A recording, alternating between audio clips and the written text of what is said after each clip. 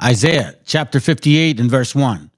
Cry aloud, spare not, lift up thy voice like a trumpet, and show my people their transgressions, and the house of Jacob their sins.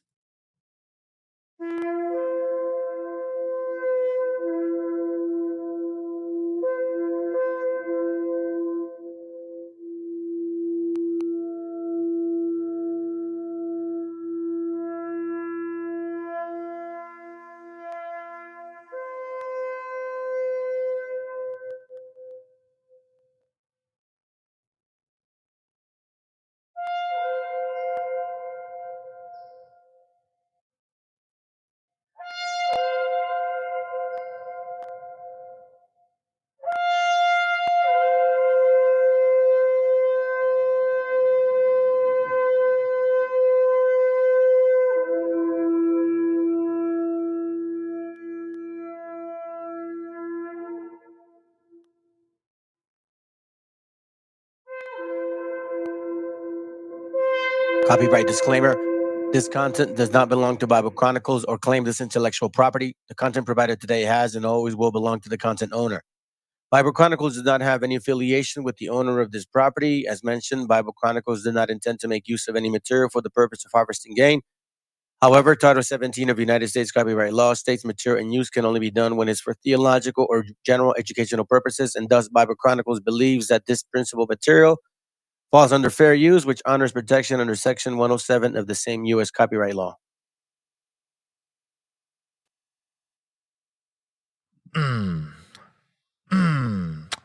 Yeah. Kings. Yeah.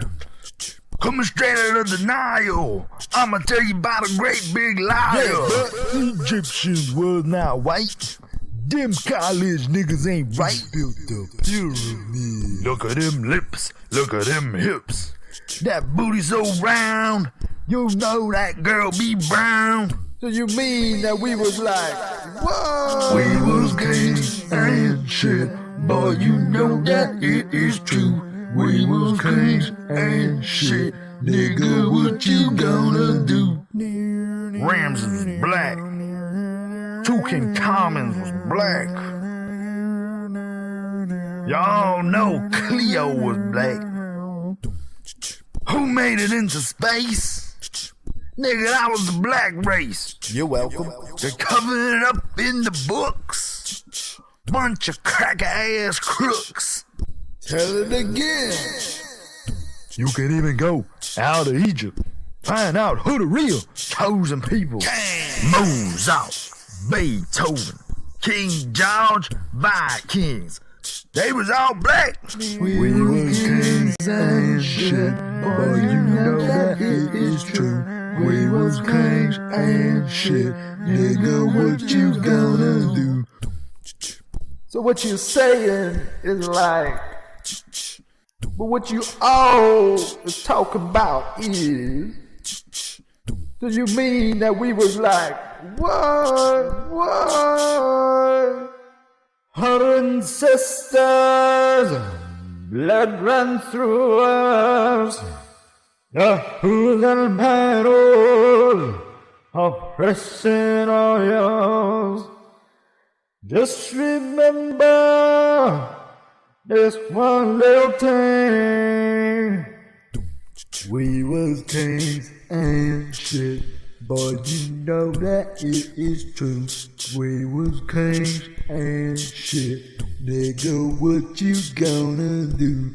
I don't even know what I'm saying no more, dude. Shit.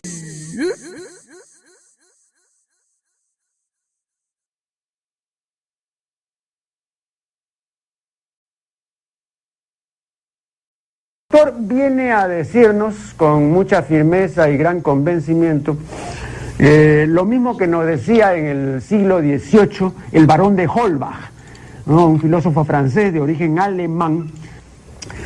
Si nos remontamos al comienzo, entonces hallaremos que la ignorancia y el temor crearon a los dioses. La fantasía, el entusiasmo o el engaño los adornaron o desfiguraron. La debilidad les rinde culto, la credulidad los conserva, la costumbre los respeta y la tiranía los apoya para que la ceguera de los hombres sirva a sus propios intereses.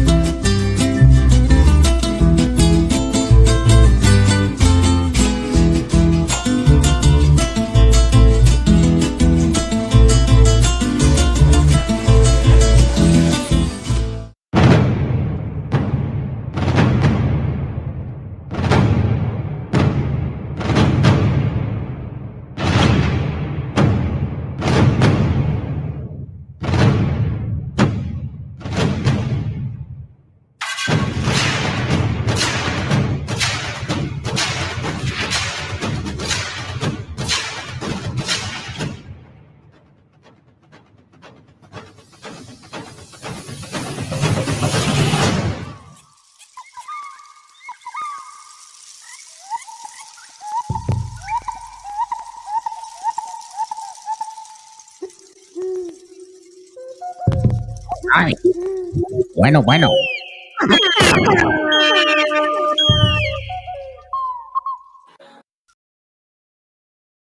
Yeah, all right, family, all right. All right, so I know you fuckers don't give a shit about the channel as much as you used to because apparently we got some differences, and it's all good. I'm not gonna stop teaching what I teach, and I'm not gonna start showing what I'm showing. So I'm basically going to call out every damn individual out there that thinks that, you know what I'm saying, that we are wrong. And then I'm making shit up. This goes to Indigenous Revolution. This goes to the BHIs. This goes to Wabos. This goes to Fopies, BHI Negroes only. This goes to Christmas Christians. This goes to all of y'all. You know what I'm saying? Like, I find it so interesting, man. And I found this video. And by the way, the reason I'm live again is because I had said I was going to finish the topic from earlier today. You know, that's what I had said. That I was going to finish the topic from earlier today. Because I left some stuff out that is extremely important. And for you guys that are catching it, man, you're one individual that's catching it, man. You know, all glory to you, brother. All glory to the Most High for having you here, brother or sister. Or frenemy, because, you know, you may be a stranger and you're just watching to see what kind of dumb shit I say, maybe. You know, some of you guys are here, too. Some of you guys are like that doing here. You know, but anyhow, let me go with my class, man. Enough said.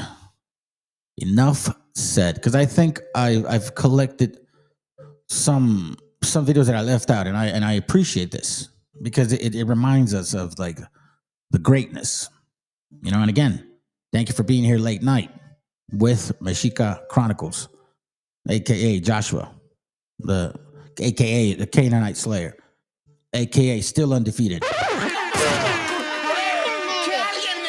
Let's go.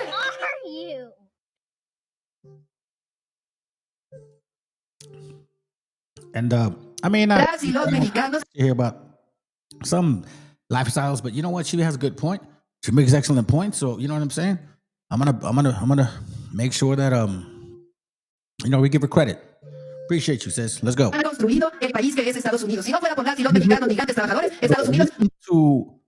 let me slow it down because y'all don't speak Spanish for the most part. Look at what she's saying, and look at what this other young girl's saying, right? Because a lot of you guys still really fall into this particular thing right here. You know, and I'm glad I remembered this verse because I forgot about it the other day, man. I was really upset at myself. As for us, Lamentations 4:17, as for us, see, these are people that still depend on the oppressor to change his ways. Like, you depend on the oppressor to change his ways. And just maybe, you may get some rights. And then maybe no. Matter of fact, your mind turns into, oh man, they're the best things in sliced bread. As for us, our eyes have as yet failed for our vain help. In our watching, we have watched for a nation that could not save us. When somebody steals from you, what do you think they're going to do again? If you don't do shit about it, what do you think they're going to do again? And this, like, I slowed it down so you guys can understand. Because she speeds it up. Watch what Shane Brown, the president of Mexico, says, and watch what the girl says next. And then I'm going to give you more understanding on this. Las y los mexicanos han construido el país que es Estados Unidos. Si no fuera por las y los mexicanos, migrantes, trabajadores, Estados Unidos no sería el país que es. No, no es cierto. No mientas, señora Sheinbaum. Por eso me dicen a mí malinchista, porque digo la verdad, pero es que las cosas como son. Estados Unidos es el país que es por muchos otros factores. La influencia política y el liderazgo que tiene Estados Unidos a nivel mundial es... So she's saying the leadership, the politics on a global level, right? Es impresionante. El historial de gobernantes y presidentes que han tenido Estados Unidos, en su gran mayoría, han sabido tomar excelentes decisiones para su país. ¿Se imagina, señora Sheinbaum, una presidente como usted en Estados Unidos? Definitivamente Estados Unidos no sería potencia para nada. El poder tecnológico que tiene Estados Unidos es increíble. El liderazgo a nivel científico es impresionante. Su poder militar es el mejor del mundo. También teniendo en cuenta que Estados Unidos es potencia económica. Ay, no, qué bárbara, qué bruta. All right. Okay. So as you can see, this dumb bitch, I'm gonna call you that. This is why, es más, I'm gonna say it in Spanish para que vean, lo escucha la gente mexicana, güey. Esa gente mexicana que vive en México, ustedes glorifican a estos gringos como que si fueran algo completamente tremendo del fuera de serie, güey. Y la pura neta es esta. Están confundidos, cabrón. O será que ustedes vienen de esa pinche sangre española, portuguesa, europea, ¿sí me entiendes? Porque francamente, cuando ustedes hablan así, es porque les están lambiendo las nalgas, güey, a los gringos, cabrón. Porque ahorita les voy a enseñar videos para que entiendan muy bien. And I wanted to say this in Spanish for you people. Because I know, bro, I know. Because listen, let me say it like this. There used to be, look, there's 700 plus people supposedly subscribed to this channel, right? And back before I brought some things up about this Roman Catholic New Testament, right? We had people watching often. As soon as I started saying some stuff like that, y'all disappeared. And here's the reason why I don't mind. Matter of fact, maybe my goal is to, how many people can I unsubscribe from this channel? Like, that's going to be my goal now. How many people can I force to unsubscribe? Obviously, logic, like with mindset, not going off stupid and shit. Because I find it so interesting that I catch all the channels, bro, that they grow so fast. They say dumb shit. They don't say nothing valuable. Like absolutely nothing. No real food of the mind and the spirit, regardless of whether it's biblical or not. But they grow so fast. Like, for example, this sister channel, she should have more people, but she doesn't. Look. And I mean, hers is steadily growing, but compared, like, for what she looks like, she's an attractive woman, young lady. Excuse me. She would have had more people. But the fact that she spits facts, this is what you Mexicanos dislike, bro. La raza mexicana, güey, no les gusta la verdad, cabrón. Es la pura neta, güey. En verdad, y son una bola de... La mayoría de ustedes, güey, son una bola de ignorantes, cabrón. Se enfocan más en pinche música, en banda, o la plebe, güey, o las pinches morras, you know what I'm saying? Or hanging out with the friends on the weekend, drinking. That's what you mostly people do. And you want to know something? I don't envy that shit. That's not the purpose. I especially with the kind of life I used to have. Fuck that, man. It's just sad that raza, now that I'm really seeing it for what it is, bro, as much as I show some really beautiful things, bro, you guys run over to indulge yourselves in like some really dumb shit. Like, for example, all right, so you got people like, oh, indigenous bloodline. Yeah. Okay, sounds good. Now fucking what? Now what, Mr. Indigenous people? You want to teach us about our indigenea? Okay, sounds good. Teach me about your indigenea. And then what the fuck are we going to do? Huh? And then answer me this. Why are things on a grave level happening to our people here? Like, why is it happening specifically to our gente? And how can we change that? And don't fucking sit here and tell me that you're going to fix it through government. Because again, it goes back to this particular verse right here. As for us, our eyes as yet failed for our vain help in our watching. We have watched for a nation that could not save us. This is why I like her message. Pinche morra pendeja, güey. Like, es que los pinches güeros son a toda madre, güey. Son bien inteligentes, son bien poderosos, tienen todo lo mejor. Cállate, pendeja. Como por eso te digo, güey, pinche mexicano, güey, mejor ya cállense el hocico, güey. Porque ni siquiera entienden lo que está pasando en México, cabrones. Pero cómo les gusta de andar de hocicones, güey. You guys talk a lot of shit about stuff you don't know. Oh, I'll be worshipped by Virgin Mary and my freaking Jesus. Do you even know where it comes from? No, you don't. Deberías de consumir menos en las redes sociales y levantar un libro, aprender a leer, pero con comprensión. Mira. Why I show this, I'm gonna let her speak, because I show you guys books. Like the one person that's here watching, you're like the only person here watching right now, man. You know what I'm saying? And maybe it's the algorithm. Maybe I don't know. Maybe it's just tonight. I don't know. Maybe a lot of you guys. Honestly, when it comes down to it, like you don't really you don't care about the Most High. Like you don't really care about the Most High. You don't care about His ways. You know what I'm saying? Like it's like, oh yeah, it's cool. You're like BHI shit. You know, it's cool being a Hebrew and you're smoking blunts, drinking beers and shit, and you're like, yeah. You know, like bro, for real, let's go. Tú dices que este país es grande por sus presidentes, por su ingenio, por la tecnología que surgió como mana del cielo protestante, pero es que nunca te contaron la otra historia, la que no viene en los libros con sellos oficiales, la que no enseñan en las escuelas donde la bandera se alza como si fuera la única verdad. No fue México quien perdió su tierra, señorita. Se la robaron. La cortaron como se corta el cuerpo de un animal dormido y después le dijeron que fue justo.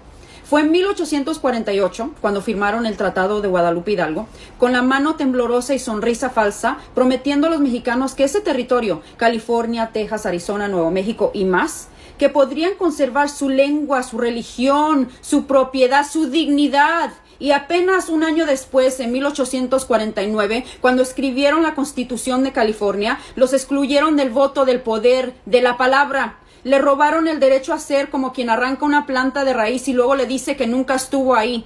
Los juzgados se llenaron de demandas contra rancheros mexicanos. Las tierras pasaron a manos de los abogados blancos con mapas nuevos. Y el territorio que era México, con su historia, con sus nombres, con sus muertos, se convirtió en escenario para la conquista. ¿El robo fue legal? Sí, fue legal, pero no fue menos robo. Y tú me hablas de innovación, endeja, como que si no supieras que Guillermo González Camarena, un joven mexicano de mirada incansable, inventó en 1940 el sistema de televisión a color que hoy ilumina millones de pantallas, que los avances en sistemas de navegación, telecomunicaciones y tecnología aeroespacial, incluyendo los usados por la NASA, también tienen sangre mexicana.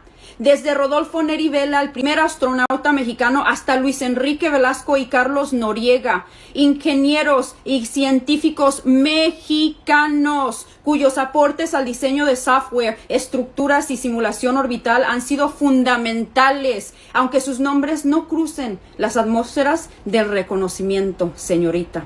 E incluso las armas, sí, las armas, eso que aman tanto aquí en los Estados Unidos, y me imagino tú porque dices ser una mexicana republicana. Sí, las mismas pistolas que cambiaron la historia de los imperios, incluyendo la de los Estados Unidos, fueron transformadas y perfeccionadas por manos mexicanas como Ignacio Zaragoza, quien no solo lideró tropas, sino también diseñó modificaciones armamentísticas adoptadas por el ejército mexicano durante las intervenciones estadounidenses y por armeros del norte de México como Teodoro Aguilar, cuyos diseños inspiraron modelos posteriores usados en conflictos del suroeste de los Estados Unidos. Y el cowboy, porque me imagino que tú has de ser una de esas, ¿no? El cowboy, ese ídolo americano vestido de nostalgia, no es más que una copia desgastada del vaquero mexicano, del charro mestizo, que ya arreaba ganado desde el siglo XIX, con sombrero, espuela y un silbido que calmaba a las bestias. Aprendieron de los tlaquiqueros, de los jinetes del Bajío, de los caporales de Sonora, pero luego les pusieron un sombrero blanco y los borraron de la foto. Pero si aún no te duele, escúchame bien. Hoy, ahora mismo, más de 40 millones de mexicanos y mexicoamericanos viven en este país. Trabajan en los campos, en los techos, en los restaurantes, en los hospitales. No lo digo como símbolo, lo digo como números. Sin ellos, el país se detiene. Sin los jornaleros mexicanos, no hay lechuga en tu plato ni fruta en tus mercados, endeja. Sin los cocineros, los albañiles, los meseros, los técnicos, los obreros, los edificios no se levantan, los hogares no funcionan, las ciudades no respiran. Sin las trabajadoras domésticas que cuidan niños ajenos mientras dejan a los suyos al cuidado de nadie, la economía se desmoronaría antes del amanecer. Aportan más de 1.2 billones de dólares al PIB. ¿Sabes qué es eso? Pagan impuestos 97.6 billones de dólares al año. Being quiet, man, because she's educating right now, bro. So again, look, that's her lifestyle. I don't agree with it. You know, the other month, maybe I was talking shit. I understand. Maybe I pushed it a little bit. Sorry to offend if I offended you, sis. You know, again, I don't know that lifestyle. I don't agree with it. You know what I'm saying? God's gonna do what He's gonna do. But right now, you're spitting message. So I will be quiet for a moment. Let's go. Consumen, sostienen industrias enteras. Y sin embargo, siguen siendo tratados como si fueran sombra, como que si fueran carga, como que si fueran otros. Así como los tratas tú, endeja. Entonces dime tú, ¿de qué grandeza estás hablando? ¿De la mexicana? Entonces estamos de acuerdo. ¿De presidentes que firman leyes mientras negaban humanidad? ¿Por qué no te pones a hablar del presidente de los Estados Unidos, Donald Trump? Si tienes tantas cosas buenas que decir de este país y del presidente, tuvieras muchísimo contenido, pero te la pasas hablando de México, los mexicanos y nuestra presidenta, porque es lo único que te trae likes, endeja. Ya me fui a ver a tu contenido y mucho antes, cuando no hablabas de México, nadie te pelaba. Nadie, absolutamente nadie. Ni siquiera el viejo que te dejó abandonada con tus hijos. ¿Cómo te la ves? Damn. That's a woman thing right there, crazy. De guerras ganadas con cuerpos prestados, los de nosotros. Sabes que los mexicanos, los padres mexicanos que tú estás hablando, esos indocumentados, le regalan a este país a toda su personal del Army, del militar. Tú dices que si Claudia fuera la presidenta de los Estados Unidos ya estuviera muerto, pero te equivocas, porque Claudia creó 1.266.025 trabajos, mientras de que Trump nada más creó 73.000. Él siembra miedo con milicias, deporta niños y alienta la violencia. Ella combate el crimen con la inteligencia y humanidad, bajando homicidios más del 50%. Trump militariza las calles, Claudia construye seguridad para la gente, especialmente para los mexicanos. Y eso les duele, porque prefieren gobernantes que dividen y no que unen. Si Claudia fuera presidenta, este país estaría vivo, fuerte, con esperanza real, no muerto por el odio y la ignorancia. Y tú me dices que Claudia mataría a este país, pero no ves que este país muere poco a poco, cada día más, cuando aplaudes a hombres que gobiernan con mentiras. Muere cada vez que confundes el poder con violencia. Muere cada vez que niegas la capacidad de una mujer por el simple hecho de serlo. Muere cuando olvidas que el sur también piensa, también crea, también lidera. ¿Por qué no hablas de eso? No, porque eso no te conviene, endeja. De una nación que se alimenta de manos que nunca aplaude. ¿Te acuerdas de la esclavitud?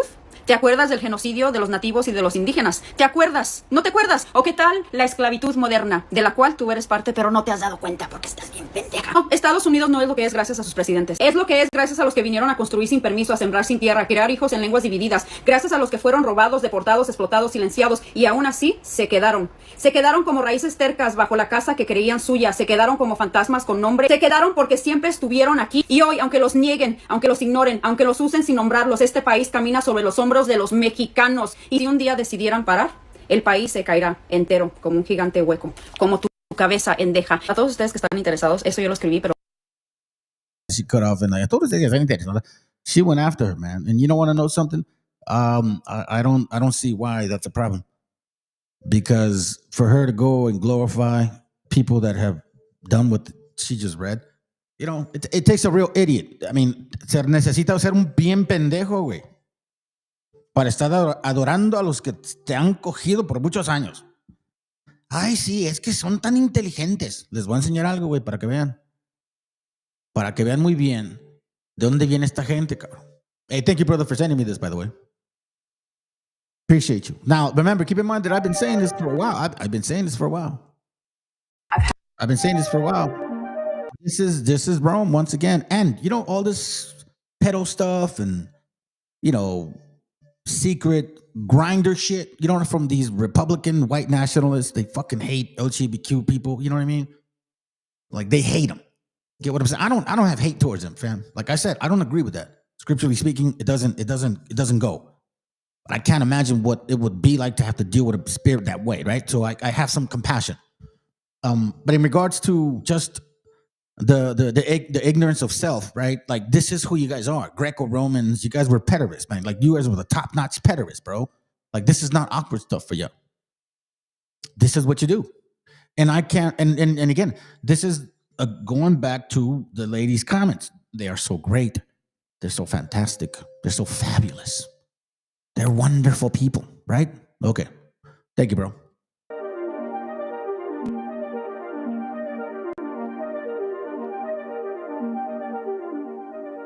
Else I learned black people, Mexican people, just people of color in general, didn't masturbate in rooms with their.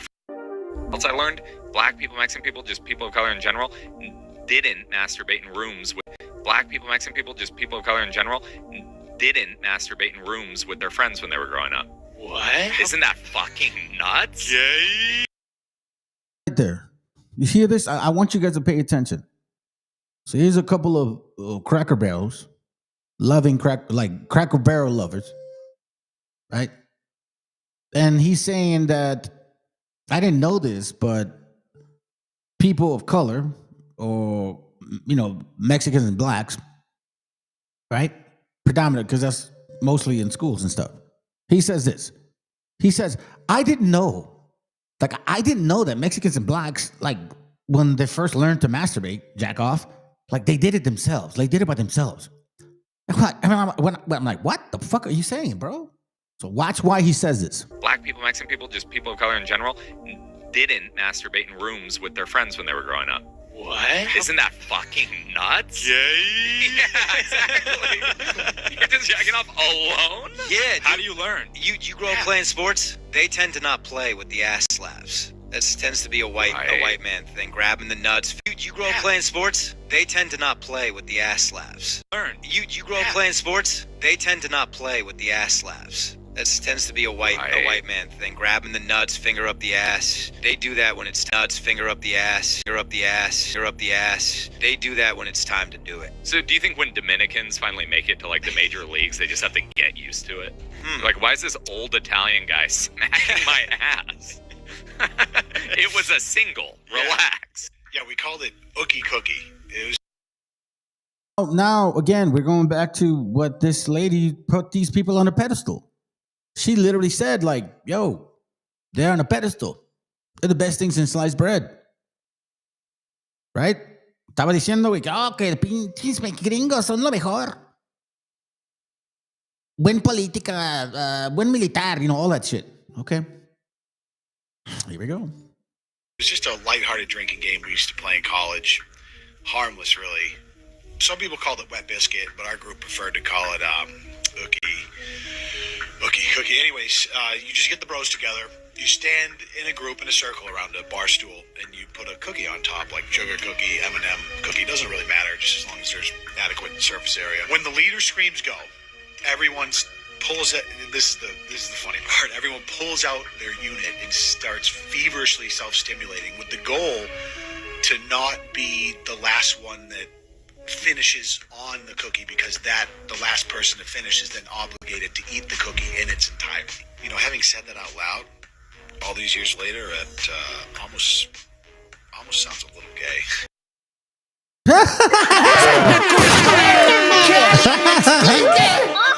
You know why he says that? He was probably the last one several times and shit. He probably ended up eating all them sperms from the cookies that fell on. Oh my God, that's fucking disgusting. But see, the thing is that they say it like it's no big deal. They're like, bro, did you know that blacks and Mexicans like never jacked off like in front of guys?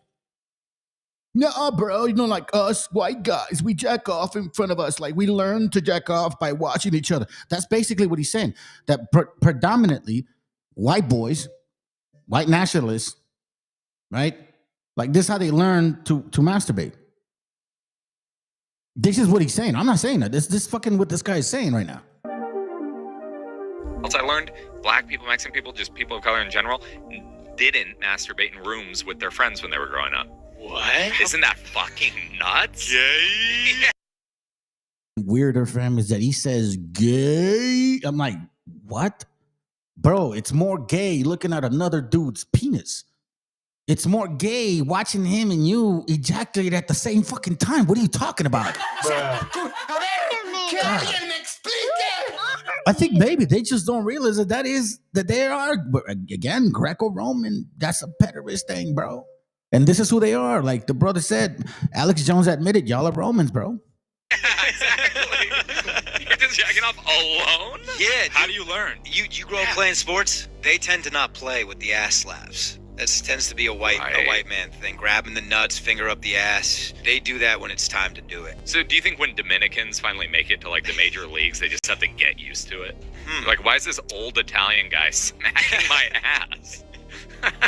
It was a single. Relax. Yeah, we called it Ookie Cookie. It was just a lighthearted drinking game we used to play in college. Harmless, really.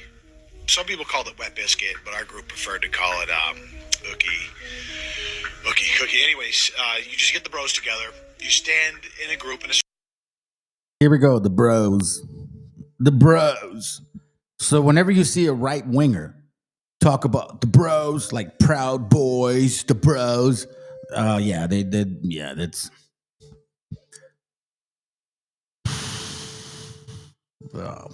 circle around a bar stool and you put a cookie on top, like sugar cookie, M&M cookie. It doesn't really matter, just as long as there's adequate surface area. When the leader screams go, everyone pulls it. This is the funny part. Everyone pulls out their unit and starts fever. They think it's funny. Like, bro, it's just embarrassing, bro. It's just embarrassing. Like exposing yourself in front of other people. It's embarrassing. It's not funny, dude. At least, I don't know, man. That's the way I was raised. You know what I'm saying? It's weird to me that they see it as if no big fucking deal, bro. And yet they're sitting here criticizing the Rainbow Group. Feverishly self-stimulating with the goal to not be the last one that finishes on the cookie, because the last person to finish is then obligated to eat the cookie in its entirety. You know, having said that out loud, all these years later, it almost sounds a little gay. But no, it was just mostly just a team building exercise. It was a bonding experience, really. Did he say a bonding experience? Wow, he said a bonding experience, my friends. Wow. Okay, well, check this out. We're going to switch gears on this because, again, I wanted to show you guys an example of certain people, right? As they're enjoying themselves, right? Masturbating in front of each other, you know, like no big fucking deal. You know what I'm saying? Like typical Edomites. Typical Edomites. Our people are going through this.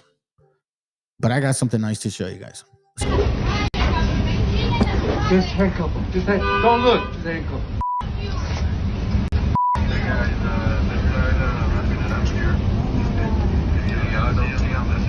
All right. Get him up.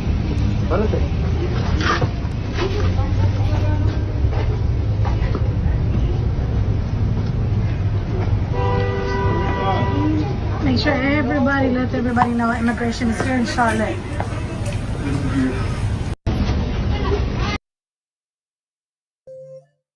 Nah, but you know what? I want to be a homeboy. I'm a Chicano. I'm indigenous. I don't believe in that book, Bible. The moon's going to save us. Okay, so what? Okay, now, let me ask you, indigenous people, since you say we should learn about indigenea. Okay, let's learn about our indigenea. And then what now? Okay, we learn to speak the language. And then now what? I'll learn Nahuatl. Fine. And then what now? This is going to continue. And do you have a solution for that? Or are we just going to learn the history, learn the language, and then what? How is that going to help our children? Explain all of these things to us.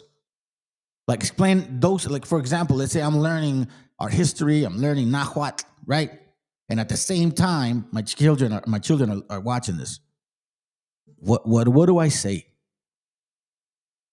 Don't worry, son. Don't worry, daughter. Because of my history knowledge and my ability to speak another language, I'm going to make them change. Okay, fine. How? Through their government?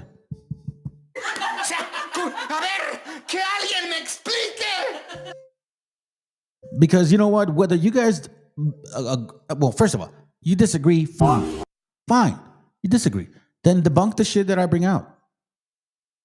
Like, for example, debunk the stuff that I connect the Bible with, our history. Indigenous warriors or revolutions. Hebrew letters. You'll notice there's a person carved here in the middle. It looks like he's wearing a robe and a turban on his head and holding a tablet.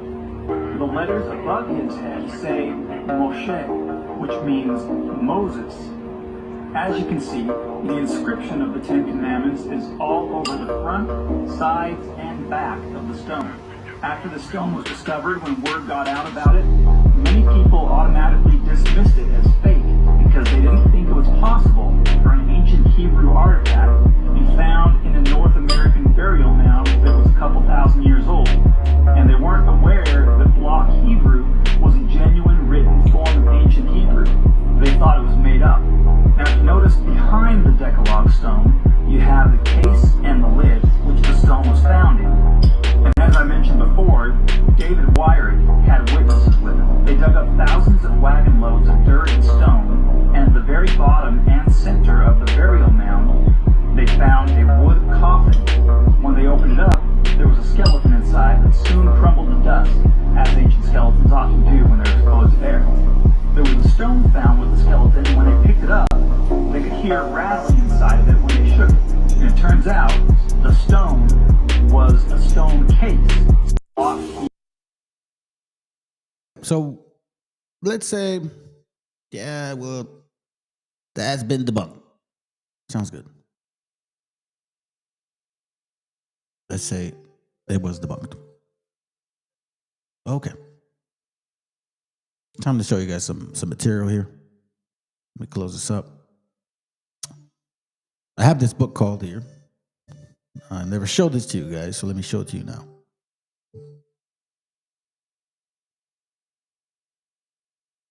It says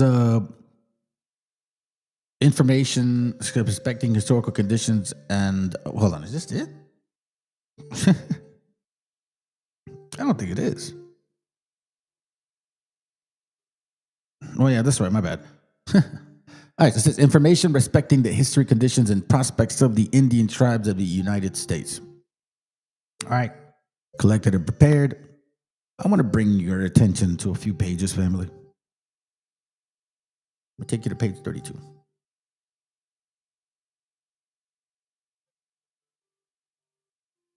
Let me see where we got. Oh, I passed it a little bit. Page 30.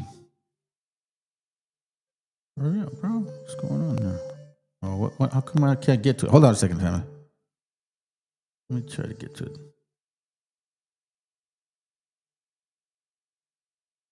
Okay. Page 32. Okay. I want us to pay attention to a couple of things.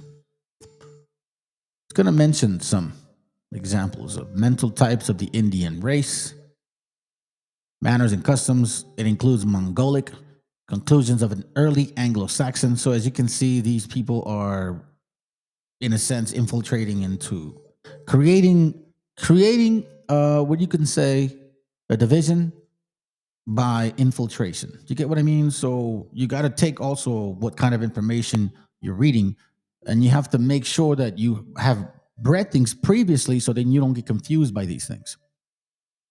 Right? Keep that in mind. So now it says here on number 2, it says, are there traits, opinions, and idiosyncrasies, indigenous or American, or they peculiar to the Indian minds as developed on this continent and not derivative from other lands? They're asking, right?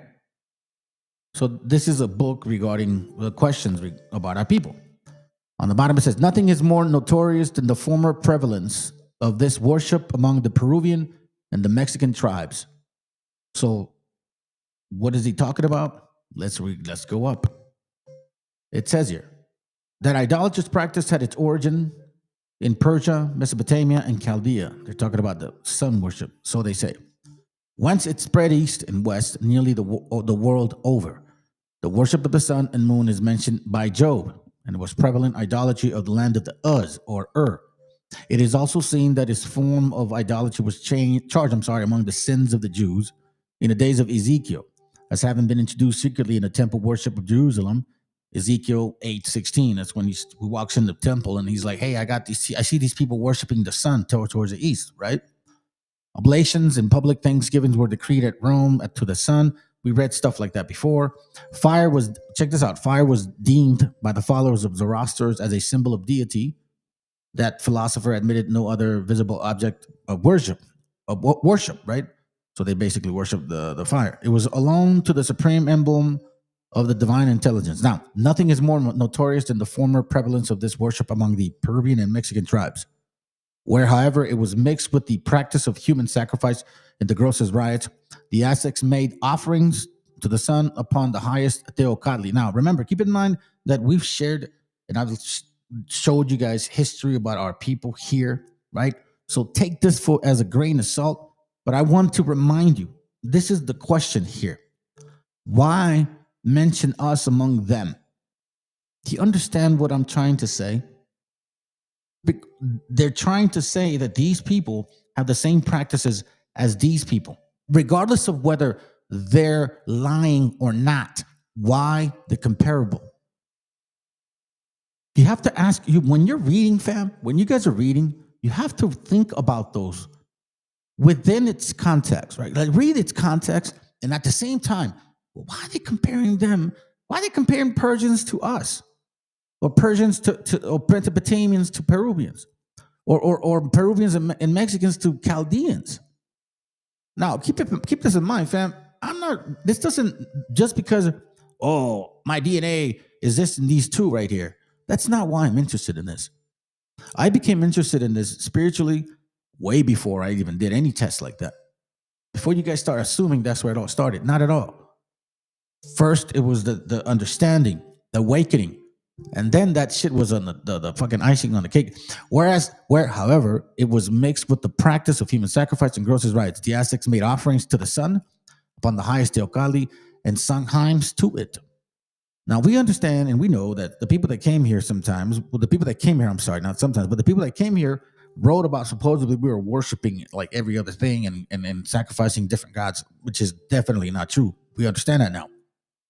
But remember, why the comparable to them?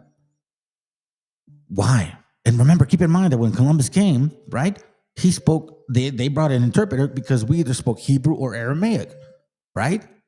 So then we supposedly spoke Hebrew and Aramaic, and here they're comparing, regardless of whether they're lying, whether it's true that we were doing these things or not, they're comparing us to those people. And I'm going to bring other facts regarding offerings to the deity, so to speak.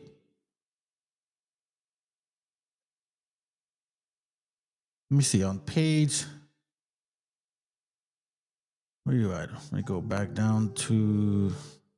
Hold on a second here. We'll go to. No, matter of fact, let me skip this one. 73. We're going to go to page 41. Give me a second. Okay, here we go. All right, page 41. All right, check this out.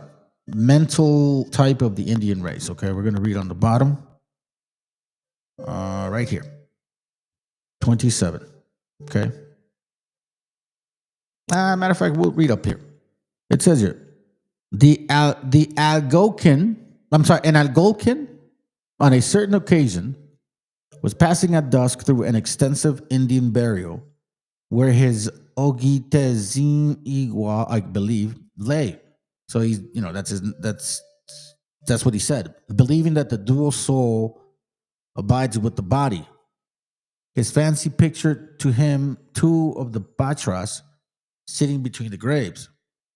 He had a kettle of whiskey in his hand. He felt that he could not part with this precious drink by pouring out even a small libation. He grasped it the firmer and hurried on, but cast back a furtive glance.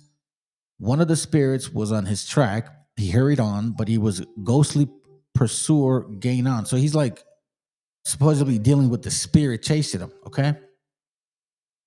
He determined at once of it on his course, and letting the phantom come up close to him, he wheeled round on a sudden and grasped him.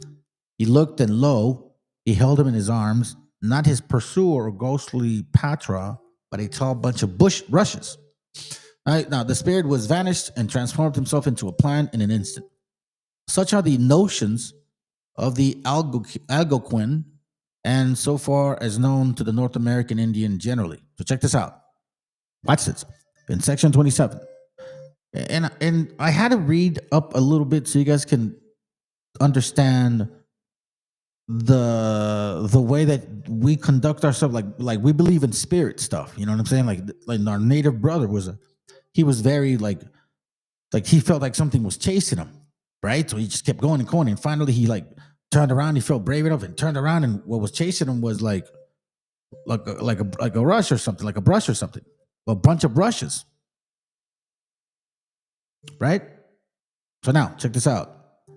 It is a species of idolatry laid to the charge of the Israelites, that while they were in the wilderness, they ate the sacrifice of the dead.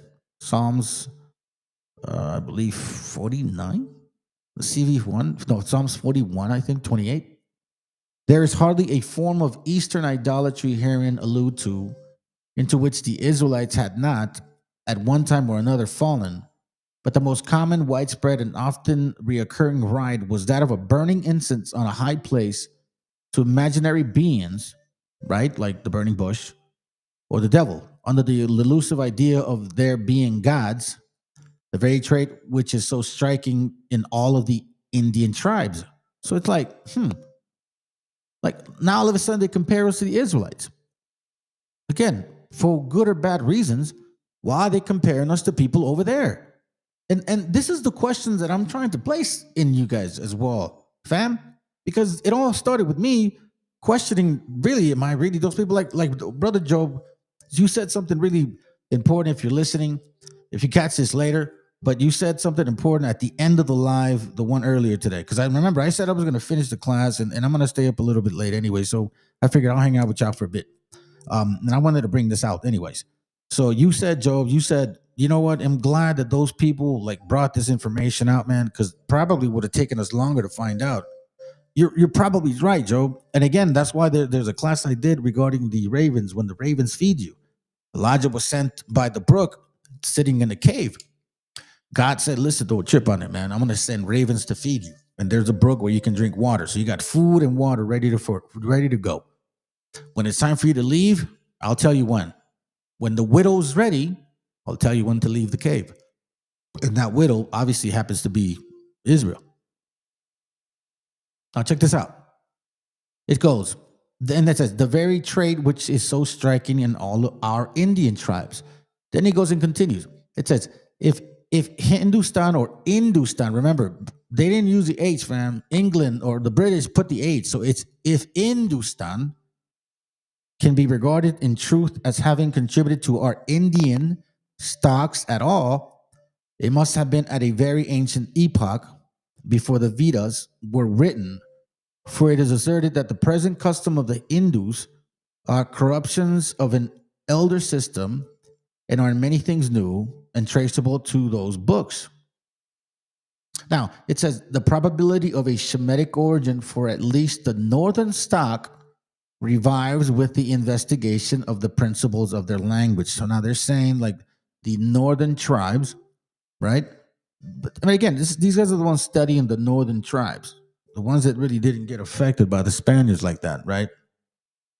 So it says here the probability of a Shemitic origin. Remember, people say, don't be anti-Semitic. This is what it is. So basically, they're saying that the brothers up north, because of the language, tend to be more of a Semitic origin. Not Japhite, not Hamite, none of that bullshit. Shemitic. It is thought to, and again, they're comparing us to them. These are the things that educated men and women, mostly men, have taken their time to study and written down. And I am supposed to believe your fucking funky asses that believe you're mushrooms and shit and been here for fucking millions of years. So then I ask you, fine, let me learn about my indigenea. I'm going to learn Nahuatl. And then what's going to happen after? Is my people who are still going to stop going through this shit? And okay, so you want to change it? Okay, sounds good. How are you gonna do it? Government? You mean the same one that's oppressing you? Really?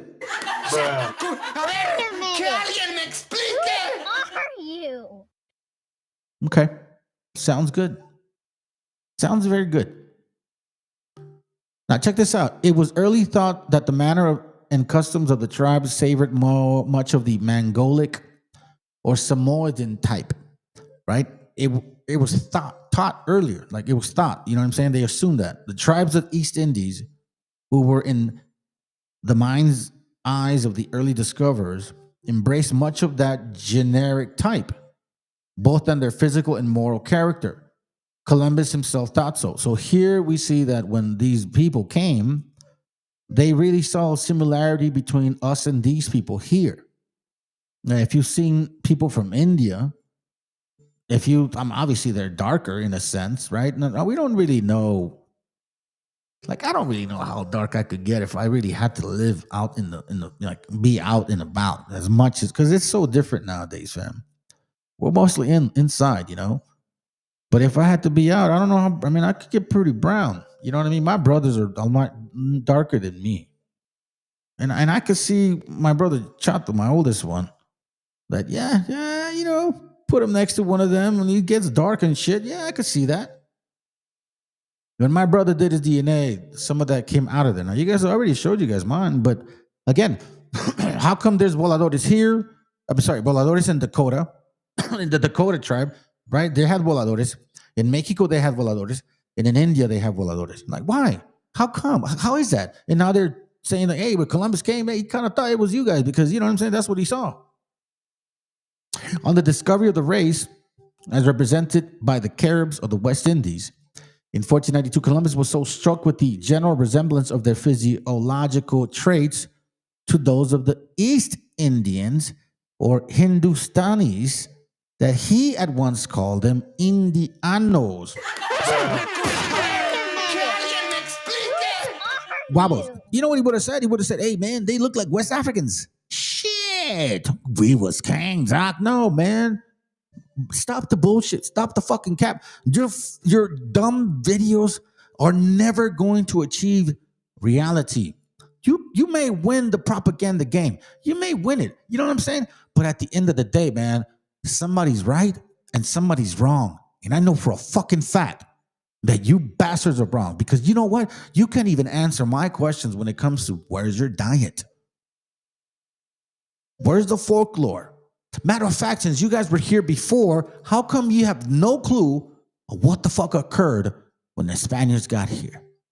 Is it because you guys were helping them too?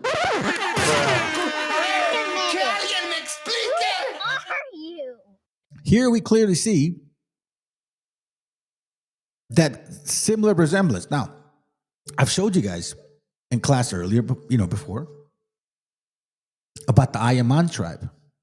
The Ayaman tribe. Watch, I'm going to show you something. Let me see if I can get it real quick. Yeah. Was this it? Is this one? Yep, this is it. Watch this. Watch this. Ayaman tribe. Let me see if I can open this one up. No, it's not that one. Where are you at? This one.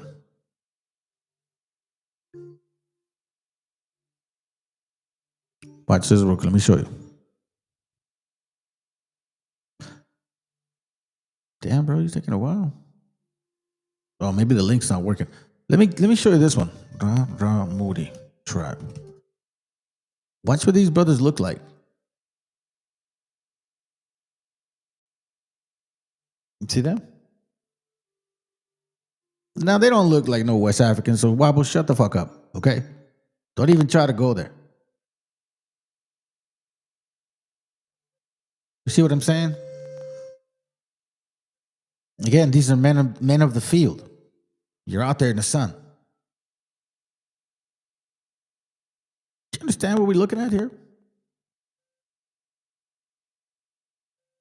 Do you understand what this means? Such has been also the observation in North America. Right? Okay, hold on a second. I'm sorry, I skipped all that. All subsequent observers in that area have concurred generally with him in this respect. You see that all subsequent observers in that area have concurred generally with him in this respect. Have you guys seen that dude, that Hispanic brother, that he's going around acting like he's like Hindu and shit? Like, hold on, let me show you something. Mexican guy, Mexican dude acting. Not Hindu. I don't want to say Hindu if that's offensive. I don't even know how to acting like. Hold on. Watch this real quick. This guy right here. Absolutely. Which one? What else do you want? This guy right here. Right. So that's bulls. So this dude is Mexican. He's Mexican. All right, keep that in mind. Absolutely. Which one? What else do you want? So that's bulls.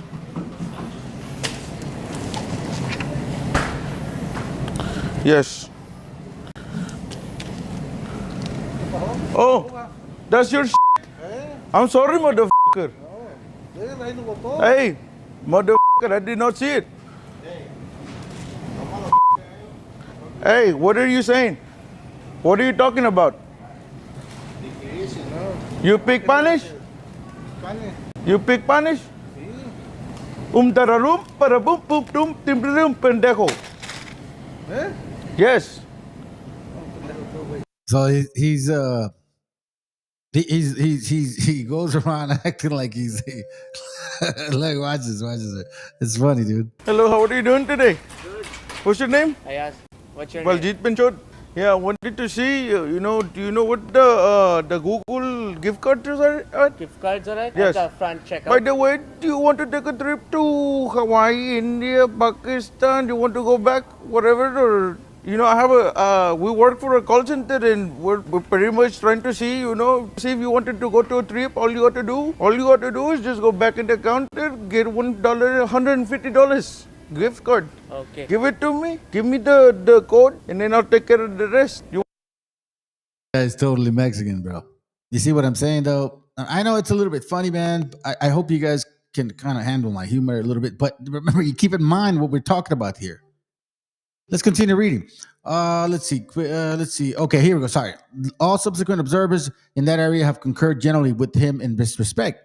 Red skin, the hazel and glazed eyes, the coal black hair, red skin, not copper color. Sorry, man. Copper color ain't in this fucking word, bro. Copper color ain't red. It says here, coal black hair have continued to our day to be, red skin, the hazel and glazed eyes, the coal black hair have continued to our day to be characteristics even where the breadth of the cheekbones, modified by artificial chronological pressure, and the varying stature and effects were mere latitude and substance fail. It says, such has also been the observation of North America. 92 years after the discovery, that is in 1584, when the first ships sent out by Sir Walter Raleigh, I believe, under his commission from Queen Elizabeth, reached the Virginia coast, they landed among the generic family of the red men, differing in language wholly from the Caribs, but whose physical type was nevertheless essentially the same. The stock family found in Virginia has since become very well known to us under the generic cognomen of the Algonquins. Wherever examined between the original landings of the Occoquan and the Roanoke, and the South Capes of St. Lawrence, they have revealed the same general physiology. Now, if these people look like Africans, why the fuck would they be so like, hey, they look like those guys? Hey, those guys look like those guys. Hey, those guys, no, fuck faces. Let me like, hey man, those guys look like Africans. Maybe a little more light skinned, but they look like Africans. And this is why, listen, this is why you guys hate my channel, bro. Raza hates my channel. Matter of fact, a lot of y'all hate my channel because I speak facts. And you can't attack me with bullshit. I've had people come to this channel, eventually end up threatening with fighting somebody. Not always me. Only one guy did that. Another guy tried to fight everybody here and shit, So I know now what I'm up against. Like I said, you have fools, people with no fucking point of even being on YouTube. They have more followers than this channel. Why? Hey, man, maybe because that's entertainment. And these are just facts. The black straight hair, the black, like Culo Miado says it, right? Hold on, let me read up. They have reproduced themselves in every age of our history without change. You see this? You see what I'm saying, fam? Since 1584. Like, how? This is totally debunking wobbles all day, every day.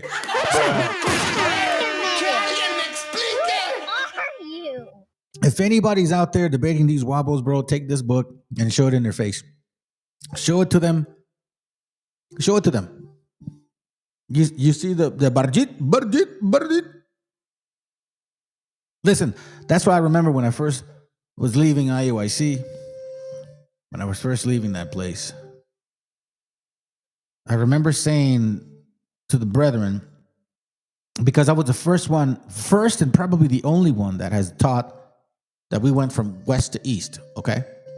Everybody else believes that they went around Africa, or they either don't want to teach what I taught because they know that they got to give me credit, right? Maybe that's what it is. But we went from west to east. Nobody ever taught that. Only I did, and I was the first one. Guaranteed. Let the Most High strike me if I'm fucking lying. No one ever taught that shit in our understanding of who we are. And I said, you know what the sad part is, that the moment they tell you fucking raza Mexicans, bro, like, hey man, your dad used to be black. Dude, y'all jumped in that shit quick, bro. Like, oh yeah, I was once black, bro. It's so fucking amazing. But as soon as they're like, hey man, you may be from this area. Nah, I don't want to be. If I want to be a dark skinned person, I don't want to be like someone that looks like from India. I want to be from someone that looks like from West Africa. Was that the fucking case? Because it almost seems like it, bro. Like, I talked to raza that, man, you guys look like straight paisas, like a fucking motherfucker. And you tell me that you're right. You came out of the nutsack of a black man because you believe in the 12-tribe chart. So now we see dated 1584 observation of the way our people look, mentioning red men, certain particular features. The black straight hair. Listen, they have reproduced themselves in every age of our history without change. What hasn't changed? The black straight hair. Black straight hair. Straight. Not curly, not nappy, not woolly, not frizzy. None of that shit. Straight. The black glazy eyes. The coffin-shaped face. Produced by the prominent cheekbones. And the peculiar varietic red color and fine, soft, unodorous organization of the epidermis and skin has been recognized as expressly in Indians.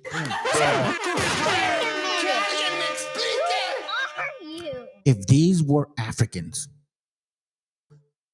would they be saying it like this? I have material, books, fam. Older than a shit. They're not talking the same way. They're not expressing themselves the same way. You see how they somehow ignore these things, the fullness or likeness of muscle, height or shortness of stature, the weakness or vigor of vitality may be considered as an effect of peculiarities of food and climate, but the traits that preside over and give character to the muscular mass shows themselves as clearly a well-fed Osage or Dakota and stately eloquent in the fish, rabbit-fed Muskego on the confines of Canada, or the root-eating Shoshini of the Rocky Mountains. Now, I always wonder, how come you wobbles never say you're from fucking Canada, bro? How come you never say you're from Canada, dog? Like, what the fuck? You ain't from, oh, it's too cold up there for you, huh? I see. You guys really ate the sperms of Culomeados Culomeo, bro. Straight up. There must be something permanent in the physical type of the man which has produced itself with such amazing constancy through all our latitude, torrid, tropical, temperate, and frigid. And the fact goes nigh to prove that this type is more prominent and important. So if you go up north and all the way down south, you will see the similarities. For example, the native, quote unquote, Native Americans of Canada look like the Native Americans of North America, look like the Native Americans of Mexico, look like the Native Americans of Central, look like the Native Americans of South America. It does not change. It does not change. The fact go nigh to prove that this is the more prominent and important as indicative of faithfulness to organic laws of liament and minute corpuscular organizations. This is generally supposed, at least the result of 3.5 centuries does not, where the blood is unmixed, have favored to the idea of progressive physical development, right? So we see here, let's see, do I want to read this? Let me see if I want to read this. Hold on. I did read more than I should. Page 75. So we would say, let me see. Oh, yeah. I guess I did go pretty much enough to where I needed to read. Let me see. Hold on. Appears that no intellectual population reproduces the same idea in 1950. So check this out. I'm going to read this to you guys, and you let me know what you think. Again, I'm presenting it to you. Now you got to prove me otherwise. You see, I always present a case, and I got facts.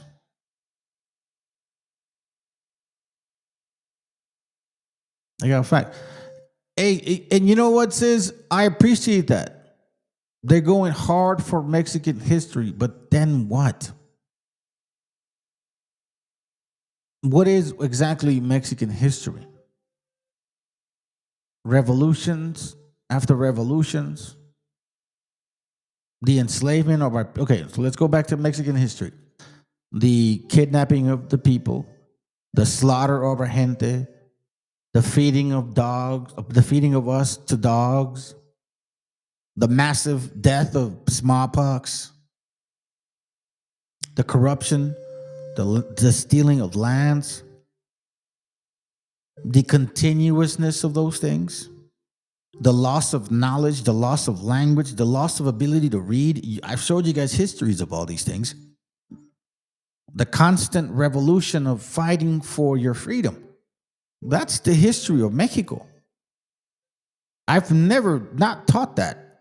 But what I'm doing is I'm showing you how that history shows in this book. And I've also showed you guys how books talk about and compare us to people that everybody wants to be. And see, here's the history about Mexico. And I appreciate that they go hard. The Bible said that people would come from afar, from the end of the earth, with the sign of an eagle, with the language that we've never met. That's not a lie. See, that gives me an understanding like, oh shit. So now I know that this was not just because. Okay, check. You see, because I'm that type of man. I don't just want to be somebody. I want to leave that legacy to my children. How can I give them results?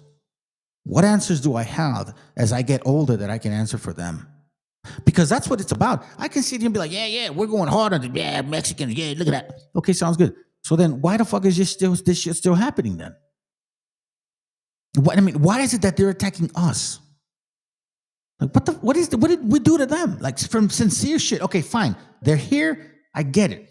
But why the fuck are we that of an enemy? They don't treat that many other people like that. I mean, they're not like in Africa doing that all across Africa. They're not doing that in that continent.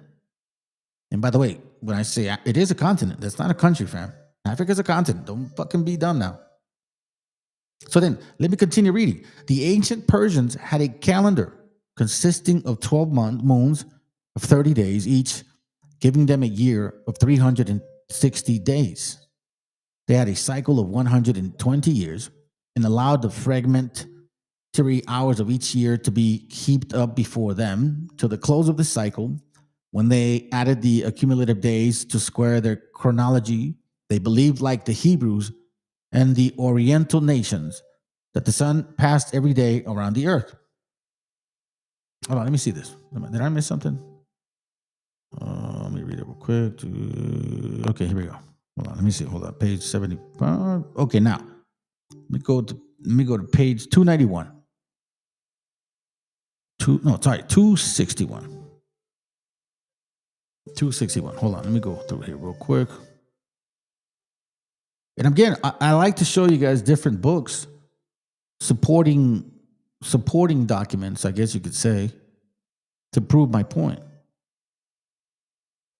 Because, you know what I mean? Like, people can't ignore this shit. As much as you try to ignore it, I don't care how much scholarly ability y'all have. Then that means that these people have, like, you have no respect for these scholarly people? You saying that shit don't matter? I mean, then, and I guess we could just spit on science too then. You know what I'm saying?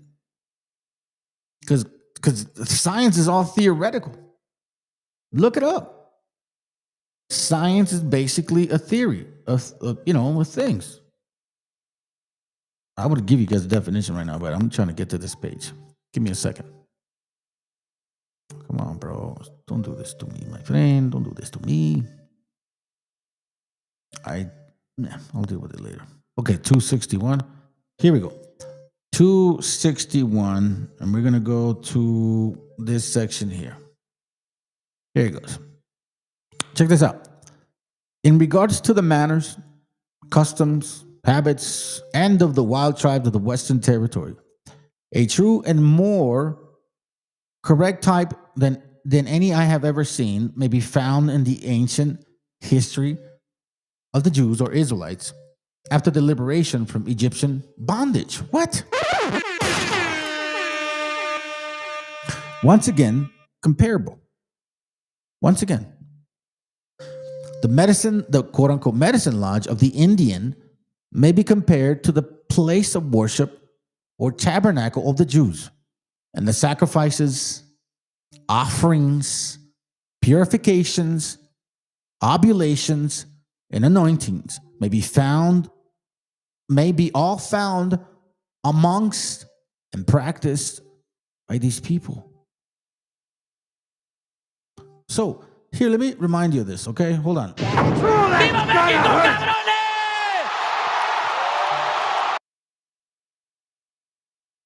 Once again, whether good or bad, why do they keep comparing us?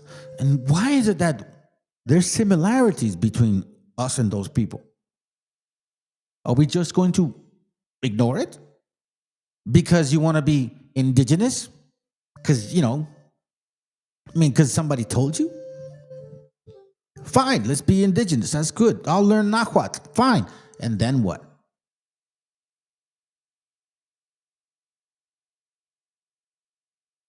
And then what?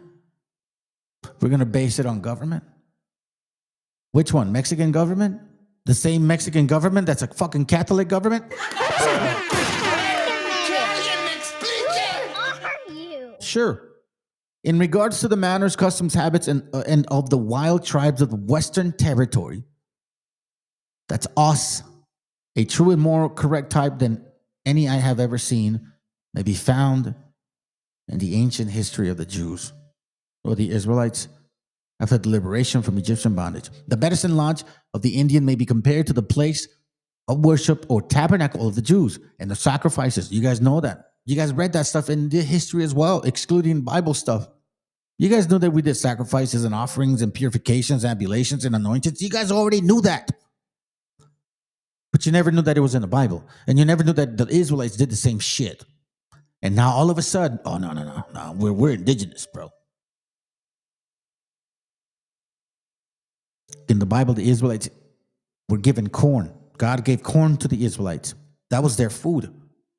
In the Bible, that was their food. Did you know that Abraham planted a tamarind tree for his kids? Tamarindo. Did you know that? Or did you know that the Israelites are the only tribe in the entire world that basically ate grasshoppers? Because that was the lawful insect to eat. Did you know that? Now, how come we have those similarities? Gosh darn it. How come we eat corn too? And grasshoppers? And unleavened bread, which is called matzah.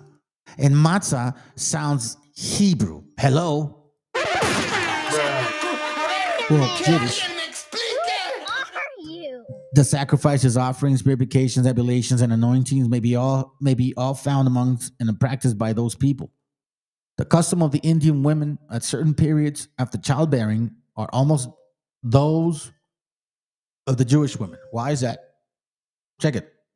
They have to undergo a probation of a certain number of days on all such occasions. Besides ebulations and purifications before they are considered fit to enter into their domestic duties. So in the Bible, in case you don't know, in Leviticus, right, there's a period where the woman, depending on what kind of child she has to stay away. That's the duty at that moment. No work and nothing. She just has to stay away. She's unclean, and she has to get better. During this probation, they are considered unclean and altogether unfit to enter the lodge or join with the families, which indeed they never attempt, but erect a hut for themselves where they remain the whole time, having their food brought to them. The Israelites did the same shit. What are you going to do? What are you going to say to us indigenous people? Revolutionary indigenous individuals? What are you going to say to us? Are you going to say, no, this is bullshit? Are you going to say this is bullshit? And how come us and them have the same? Now, let me say something to you.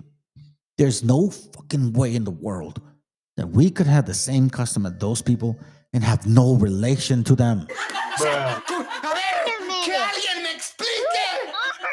You guys are crazy if you believe that. You must be outside your mind. I'm going to show you this video real quick. Listen to the brilliant Rob. Because you want to know something? I want to remind y'all that this is what they want, fam. They don't care about the feathers. You know, like the Wabos, they want to be like you. They want to steal your heritage. It ain't because you eat corn, fuck faces. No offense, but I want to say that. I know you guys don't like that. I know that you guys, still out the way, talks a lot of shit. Nah, you know what? It's because sometimes you need that fucking talk. They don't care about your feathers. They don't care about your tortillas. They don't care about your carne asadas. They don't care about your heritage. They don't give a fuck about anything that you endear, that you hold like important and proud and all. They don't fucking care. They don't care that you call yourself a Native American. They don't give a fuck about all the tattoos and all the earrings you have. They don't care. What they care about is that the people that are in this land and that have been in this land are the chosen people of the Most High, of the Creator. Whether you feel like, oh, we're all equal. Well, that's how you feel. But guess what? That ain't happening right now for you, is it, buddy? It ain't happening for you. No, we ain't all equal, fuck faces. Guess what? You're getting treated like shit too. The manner of mourning for a deceased relative is very similar to that of the Israelites. Seriously? Seriously? You're going to deny these things here? sacrifice, oblations of purification, all of these things, anointing, how women stay away after they have a child, and also how when somebody dies, all of a sudden this is not true. Nah, that's a lie. In such cases, the man will cast off all their finery and put on instead, if they put on anything, the most worthless garments. You see that? The most worthless garments, like you are in like Job, basically. This is like Job. Job did that, and keep their heads and often the body debowed with white clay. They're mourning during the time of mourning. You see that? Which sometimes lasts 10 moons. Damn. This might be called putting on sackcloth and ashes.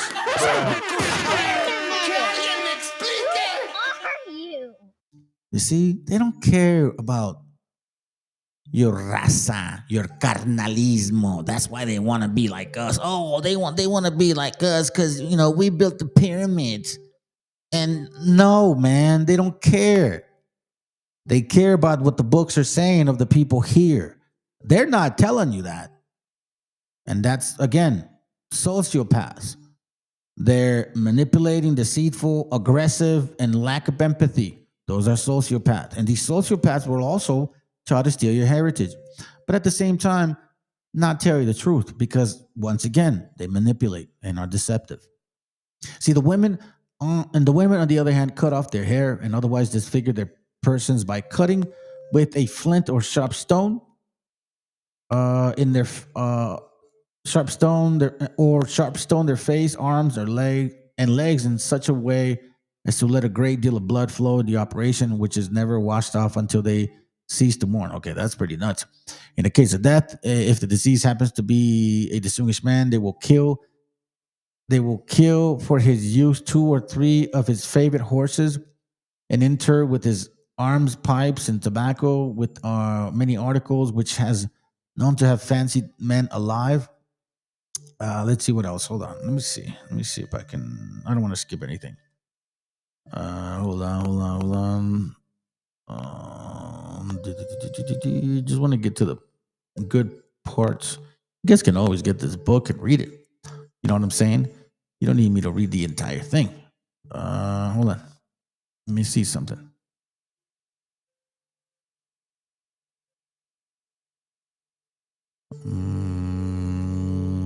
Getting disposed as tree business. Some bay. Hold on. Page 164. Let me see. Oh, my bad. I know what I was doing. Oh, that's right. I went a little bit too far. I'm going to show you this real quick. Page 299. Watch this. Para que vean, güey. Now, this is very interesting. And again, I've shared this with you guys before in many different angles. You're going to see a name that's going to basically catch your attention. So here we see, right? Watch this. It says here, in this view, the form number 348, 349 are added. It says here, it is apprehended that no precious equivalent for 350. The test phrase proposed, it's just numbers that they go by. That's how they like jot things out. Let me just skip that. Check this out. In the Algonquin, however, the phrase nin do yaun. Listen to this. Nin do yaun has been rendered literally, I, the body, I am. So this is what the brother was saying, right? For example, the whole question turning upon the primary meaning of the root form yao or yah. You see this? Yao, yah. Now it says here on the bottom, the almost exact identity of the sound of this word with the Hebrew verb to be this one has not escaped. Notice. Now, what is that? I'm going to show you what that is. Okay. Let me go here. Blue Letter Bible. Let me go to the Lord. Just click on any one, I guess you could say. We'll go to Genesis 2:4. And we'll click on the Lord right here, right? And then you see that right there, family. You see that right there? Oh, hold on. Let me go back. Sorry, my bad. I didn't. I went. There you go, right there. You see that too? Just click it here. And here it goes right there. You see this right here? Okay, right? Check this out. It's no different. We pronounce it as Yao. Yahoo. Yao. Now, I'm going to show you something. Just so you can see how solid my shit is. My research is solid, fam. There's anybody in here, if there's anybody in this YouTube land that brings this information out that can back up what I'm fucking showing, is me right here. I'm going to show you something very interesting. Okay. Remember Yao, I-A-U, right? Yao, the whole question. And this is who? Once again, Yahweh. Yahweh, right? The root word of Yahuwah, supposedly, it's this one. Strong's H 1961. Haya. Haya. Well, he says it different. Check it. See? Now we go look at it here. And this is the name. It says what? Nindo Yao Yaon. And it means I, the body, I am Yao. Okay? So now we see, I think it's enough evidence here. Like, how is it that this is in the Hebrew? Like, it looks the same. I mean, but again, that's what they put. That's the translation of the I am. So now check this out. When you go into the Diodorus Siculus, which is a Greek historian, and I've shared this link with you guys before, so come on, bro, hurry up. What the hell? Hey, stop. Hold on a second. What the hell's going on with this thing? Okay. Bro, stop. Okay. You ready? So in this link, this is from Diodorus Siculus. All right. We're going to go to 1.93.1. No, 1.94.1. But before I go, I want to show you so you can see. Diodorus Siculus, the library of Diodorus Siculus. Okay. And he wrote about these Jews.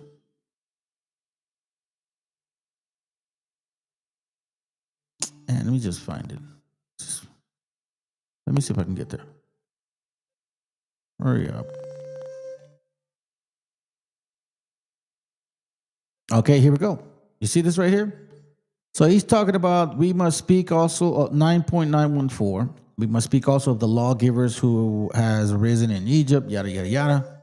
Right? Hermes, Zeus, Apollo, Greeks, all that stuff. Now check this out. It says here. We'll start here. Also, among several other people's traditions say that this kind of a device was used and was the cause of much good to such as he believed it. Thus, it is recorded that among the Aryan Zarathustas or Zoroastrians claimed that God, that the good spirit gave him his law among the people known as Gatea, who represent themselves to be immortal Zalmoshis, asserted the same of their common goddess Hestia. Watch this. And among the Jews, Moses referred to his laws to a god.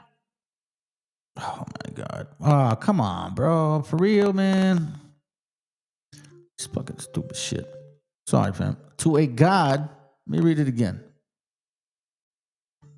It says that and among the Jews, Moses referred to his laws to the God who is invoked as Yao.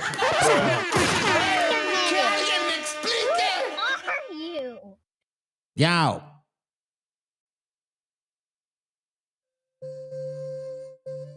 Who else?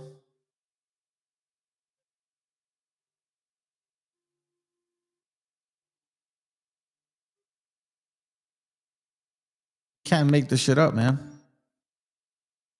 It's striking to me that after all the evidence that you know brothers like myself provide for y'all, because I'm not the only one, but there's a few. There's a few.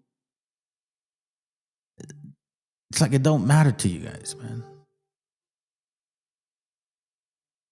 That's why I said if I would have been a white dude or a black dude doing this stuff, showing you guys these things, bro, I'd have a lot more followers. It's interesting that it works like that. You know that?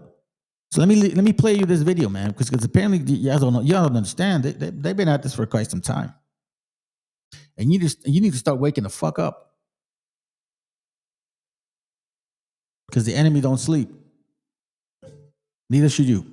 Robin Walker share unknown history about Native Americans, Timbuktu, ancient Egypt, polygamy, Moors, and much more. Watch The Full Reasoning now, only at www.ineverknewtv.com Premium. The history of the Moors in Spain and Portugal has been heavily distorted. Can you share the truth about their reign and how historians work to whitewash their African origins? Yeah, the Moors is a complicated history. It's very, very complicated. And all of Moorish history doesn't belong to black people. So we need to pull out which bits do and which bits don't. Mm-hmm. So if we're looking at the rule in Spain and Portugal, what people mean is they mean the rule from 710 AD up to 1492 AD. And for most of that period, there were 4 dynasties that ruled. You had the Umayyad dynasty, you had the Almoravid dynasty, you had the Almohades dynasty, and you had the Nasrid dynasties. And the second and the third one were undoubtedly Africans. So the second dynasty, the Almoravids, they had their origins in the Senegal River region. And the Almohades were black Moroccans, and the records are clear, black. And so that period, the second and the third dynasties, was where the Moors ruled in Spain from a city called Seville. And so Seville is an African-built city. And it still has grand monuments, the Alcazaba Palace, the Golden Tower, the bridges. Very, very impressive. I've been, and I can heavily recommend that people take a look. Now, Dynasty 1, the Umayyads, they're a mixture of people, but we're a part of the mix. And the Nasrids begin as an Arab dynasty, but it ends up as a black dynasty. Presumably during that period, Africans got the right person to marry the right woman, and then children came out of it, who then got to marry the right woman, and children came out of it. So by the time we get to the end of that dynasty, they're actually black. Right. Yeah. So consequently, there is a lot of black history. But as I said, Dynasty 1 and Dynasty 4, we share the glory with the Arabs. Yeah. All right, Dynasty 1, they rule from a city called Córdoba, and there is a palace on the outskirts of Córdoba called the Medinet el Zahra. That palace is off the scale. Yeah, people should take a look. Yeah. Then you have in the 4th dynasty, the Beni Nazir, the Nasrids, they're ruling from Granada, and the Granada palace, the Alhambra, is off the scale. So people should, visit these places and take a look at what's there. Now, as I said, the history is complicated because the Africans that were even during the 2nd and 3rd dynasties, not every African was dark-skinned. There were some light-skinned Berber types in the mix as well, but obviously the dark-skins were the majority because the word Moor itself is a derivative of a Roman word for dark or black. So it is the term that would have been used in medieval times for black people. Mm-hmm. And what's the link, the connection or the difference between Berbers and Moors? Mm-hmm. Basically, Berber is the term that appears in Arabic literature. More is a term that appears in European literature. But they approximately refer to the same groups of people, the people in North Africa. Now, the people in North Africa, before the Arabs got there, were predominantly black. But not every single person was black. Do you see? And it's the not every single person is where Eurocentric scholars can now get off and exploit that to make it look like none of them were, which of course is nonsense. And another thing you said, I think it was the fourth dynasty that what started Arab, and by the end of it, they had turned black. You intimated that potentially it may have been to do with marriages or that type of politics. Well, without a doubt, it would have been marriages, and it would be a rare example in our history where people stepped correctly on that. Right, okay. So it's been documented, it's married, definitely marriages, it's nothing to do with, there was some fighting back by the black people in some wars. That's possible too. Right. But marriage seems to be the better explanation. Okay. And why we know this, or why we think we know this, is because the Spaniards. You notice how they leave the Spaniards out? I mean, the Jews. Remember, I showed you guys a book, the Jews and Moors of Spain. I showed you guys that. I keep this in mind. Why is this important to show you guys? Why does it matter? I'll show you why. Let's continue with this here real quick. We have here a book called Anacalypsis, or an inquiry into the origins of languages, nations, and religions. Right? Anacalypsis is an attempt to draw aside the veil of the Sadic ISIS, I guess, or an inquiry into the origin of languages, nations, and religions by the late Godfrey Higgins, Volume 2, 1836. Let me show you something. If you guys haven't seen this book before, you are missing out on a lot. And you have, like I said, when you are doing research, there's a lot of people out there, scholars that have studied enough, and obviously when they're writing, you also have to consider, like, are they blurring the line between things? But here we're going to see that, some things that people talk about do matter. It says on page 21 at the end, I must now draw my reader's attention to perhaps the most curious of all the subjects here to discuss, and that is the history of Mexico and Peru. See that? It says here, many months after the Anacalypsis had been in the press, Lord Kingsborough, the magnificent work on Mexico, made an appearance. He says here, this will account for the manner in which I have spoken of Mexican hieroglyphs in the first volume. My reader will readily believe me when I say that it was with great pleasure I discovered in every part of that work circumstances which can only be accounted for the theory laid down by me, and which therefore confirms it is a very remarkable matter. He says his lordship's difficulties are very striking. Then it says, the language of the Jews, their mythos, laws, customs are everywhere were apparent. This his lordship accounts for by supposing that in the ancient times, colonies of Jews went to America from Alexandria. So, that's the theory, his assumption, so to speak, right? Let me skip you guys down here because they're going to touch other subjects. But I want to get you to page 33.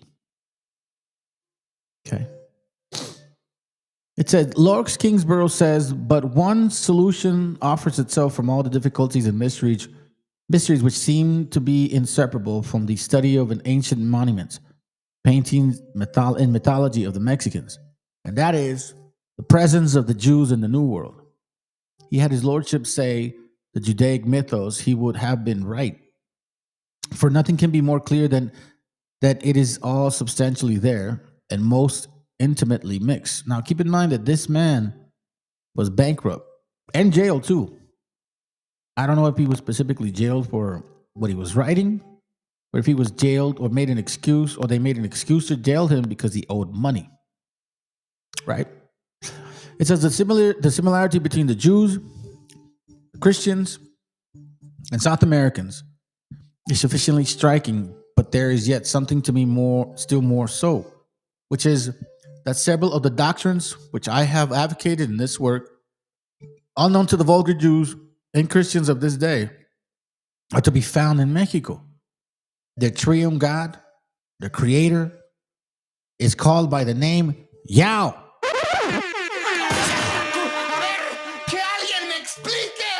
Once again, I bring sources and I also bring supporting documents. I've given you 3 now. Diodorus Siculus, and none of you bastards can go and declare, oh, he's full of shit. No, because Diodorus, a lot of you guys believe what he said and what he wrote. Here we see once again that we named the creator Yao. And we also have the other book previously, which I showed you guys again. That's how they pronounce his name. I am Yao. Lord Kingsborough says, Om Yok, I believe, which signifies the place in which exists the creator of the universe, or the first cause, to whom they gave the name of Om Iutuli, which means the God of threefold dignity, or 3 gods, and so as all Omris, and by another name, Om Eikon, that is to say, the place of the Holy Trinity, who, according to the opinion of many of their older men, begot by the word capitanel and the word called shu mio. I guess that's how they said it. But I mean, I can't say it. You know what I'm saying? Can't say it, right, fam?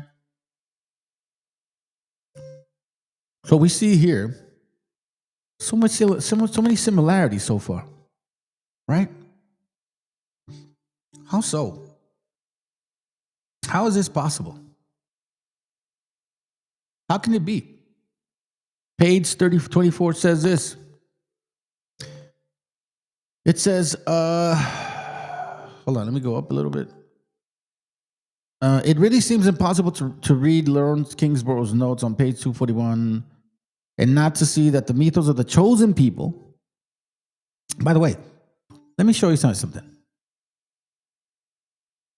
And this is why when I talk to brothers and a few sisters that I spoke with, I always tell you guys that he didn't choose us because we were the greatest or fastest or anything. Nah, it's not at all. So that's why when people say, "Oh, we're the chosen because look at us," nah, shut the fuck up. You don't know shit. You don't read the Bible. Deuteronomy 4:38 says otherwise: to drive out nations from before thee, greater and mightier than thou art, to bring thee in, to give thee their land for an inheritance, and it is as it is this day.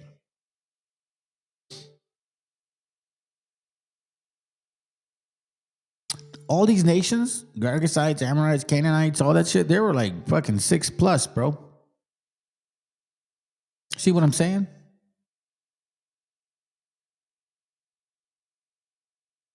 He says here, Deuteronomy 11:23, then will the Lord drive out all these nations from before you, and ye shall possess greater nations and mightier than yourselves.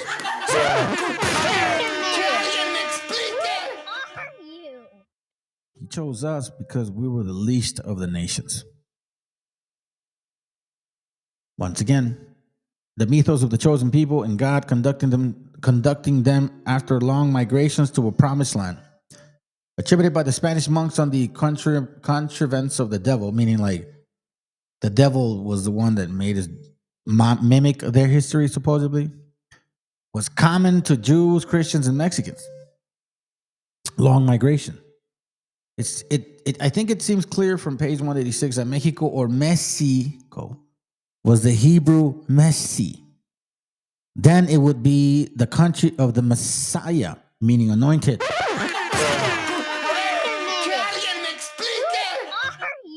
Or it might be equally the country of the leader whom we call Moses or Moshe, of the people whom we have found in Western Syria and in South India, in Kashmir. Never do they say West Africa.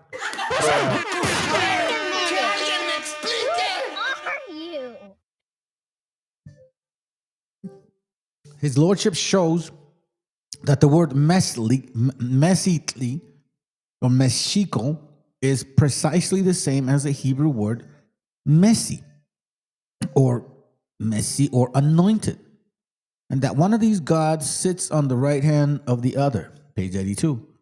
In the next page, he says that the full accomplishment of the prophecy of a savior in the person of Quetzalcoatl,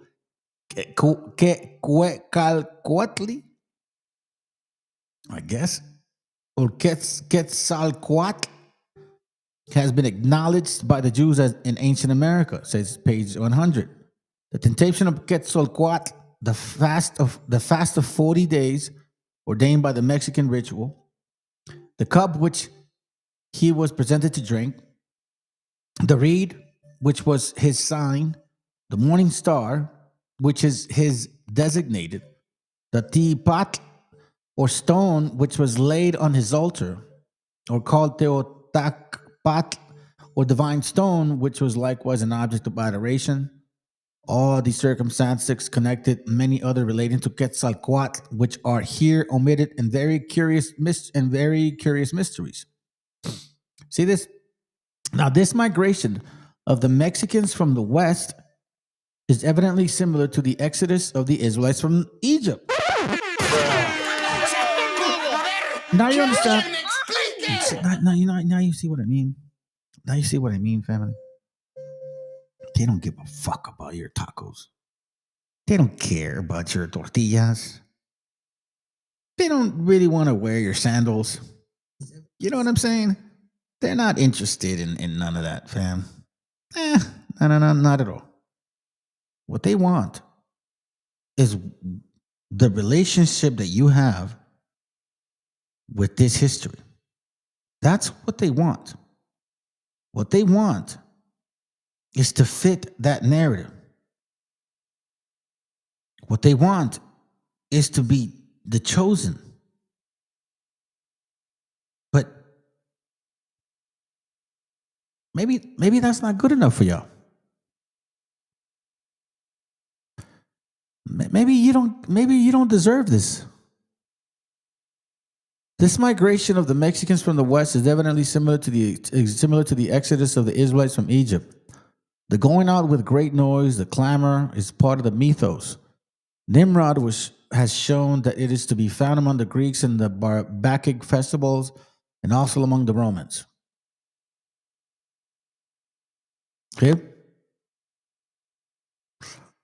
Check this out. On the religion of the Hindus or Indus in Cambridge Key says the pristine religion of the Indus was, I think, that of the most pure and ancient Catholic faith, meaning with all that fucking demonic shit. And the religion of the enlightened few still continues such. Watch this. They have worshipped the Savior as a redeemer of the world for more than 4,800 years. The religion of their forefathers they brought with them from the old world and established it in the new one.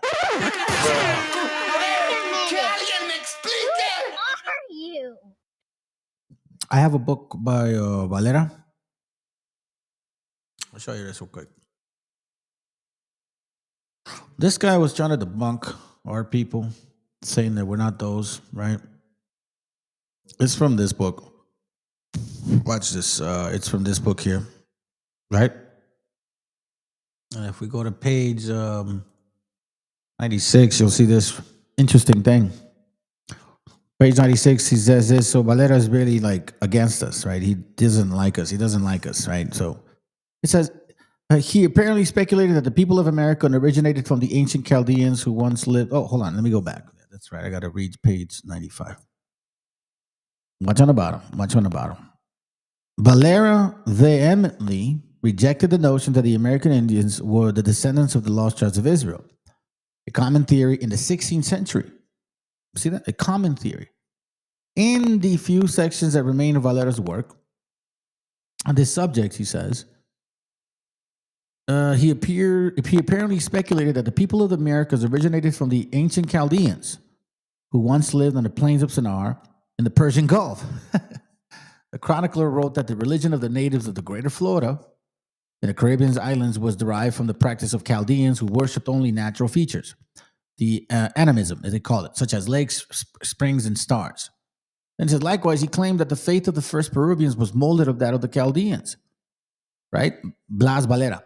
The Chaldeans were renowned in the biblical history for founding the city of Ur, from whence came Abraham, the father of the Hebrew nation.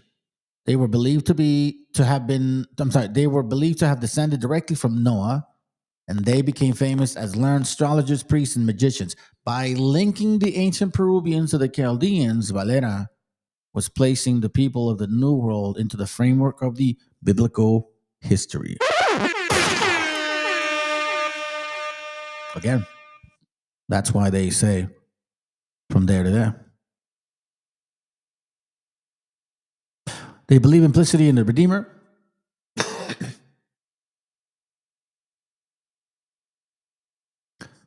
Who they considered as the spirit that moved on the waters at the creation, the God that existed before all worlds.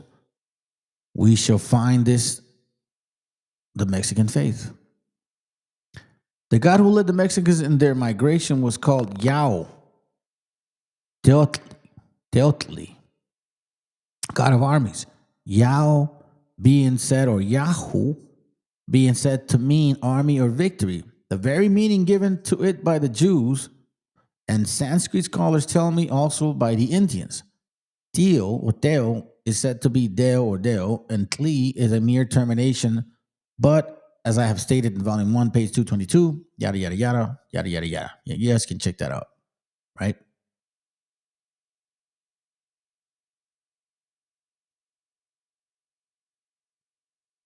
I mean, if you can't see the value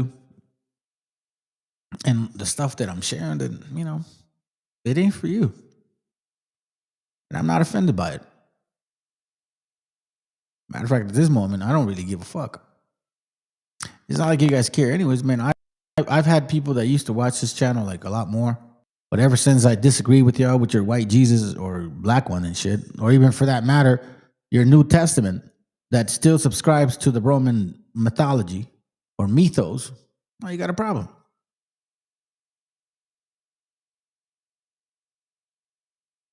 You know what I'm saying? For me, at least, I can tell you that I will sleep well. And I don't have a problem with being wrong. But I am not going to sit back and just accept what people tell me. And just be like, yeah, I'll sit here in my faith. I don't really want to shake my spirit anymore. You know what I mean? I just find it so interesting, man. I'm trying to look for something too, by the way. Is it this one? Hold on, let's see. Which makes it to preserve the heredity through probably useless possession. No, that's not the thing that was scanned. They were the time. What I'm again, fam. This is a pretty good book. Download. Take your time reading it. It's a lot of information in here. Hold on, let me see if I can get to a good page. I think I marked one. I must have marked one, dude. There was one that I really liked. I think it's on page. Let's see. Go to 30. What is it? 34. Let's go to 34 real quick, and then we'll move on. Hold on, let me go back up. Oh, here it goes. So once again, it says here, the Peruvians believe in the supreme being, the creator of heaven and earth, called Viracocha, or the Pachamama, right? Or the Pachacama, they call it now, or Pachacamac. But they call it now Pachamama, who had revealed to them his religion. The Mexicans call their god, their great god, Yao. and presented him by an eye in a triangle. Isn't that interesting? The cross was everywhere adored. The Mexicans expected a Messiah. Their history of the flood is almost a close copy of that of Moses. Their baptism in the presence of witnesses is almost the same as the Jews and Persians. In the same manner, they named their children and offered them in the temple. They had customs of sacrificing the firstborn, the same as referred to Volume 1, Chapter 10, Chapter 4, Section 13, page 7024. The temples were in the form of a cross and faced the four cardinal points. The language had many Greek and Hebrew words in it. They practiced auricular confessions. They had a sacred and select word like the Indian Om, which is never spoken, but what it is, I do not find mentioned. The union of the Jewish and Christian mythos in one system instead of their division into two systems at once proves that they cannot have been brought to Mexico at different and distant periods. Had this been the case, there would have been two religions, as in all other cases, the opposition to one another. It is a wonderful circumstance that the Jews coming from the city of Egypt, built by Alexander, should have forgot to bring with them the knowledge of the letters in iron. True. Let me skip that. It says, let's skip that. The identity of the Mexican and Chinese or North Indians mythos being unquestionably attempts to have been made in several periodical publications to the account of their similarity by the supposing that the Mexicans were colonies fleeing from the arms of Mohammedans or Tartarian conquerors. But the writers do not tell us how the Jewish and Christian doctrine came to be found in America.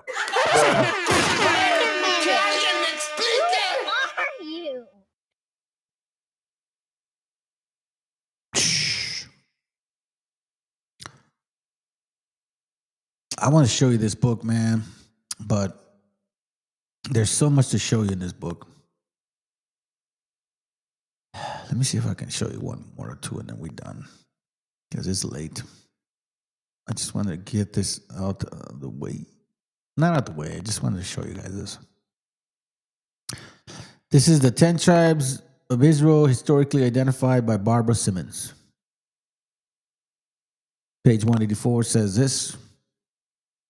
The curious symbol of one serpent swallowing up another likewise occurs in the 19th page of the same MS. It is not extraordinary that the Mexicans, who were acquainted with one portion of the Exodus that relating to the children of Israel journeying from Egypt, should also not have been ignorant of another. It says, whether the Indians of the islands of Santo Domingo and Cuba, whose language it is said to have been half Hebrew, and who, in many of their customs, nearly resemble the Jews, practice the same rites as those in use among the Indians of the continent. It says it would be difficult to say, but that they possess traditions in common with them, evidently derived from the Hebrew source. You see?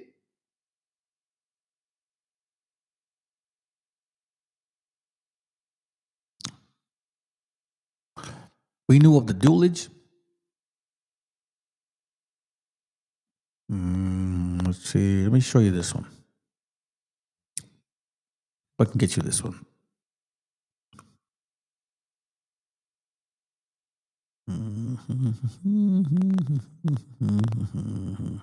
Check this out. This is interesting. This says they are writes Major Long of opinion that the Wakanda had been more profuse of his gift. Wakanda. They even steal the name and try to claim that it's an African thing, bro. Wakanda forever. That shit is here. Wakanda is an actual word of the natives, not Africans. Straight hair, red skin, natives. Not copper color, none of that bullshit. I've debunked that a million times, and you guys can never stand up to the game and say, yeah, I'll debunk that you're debunking that. Okay, sounds good. Show me.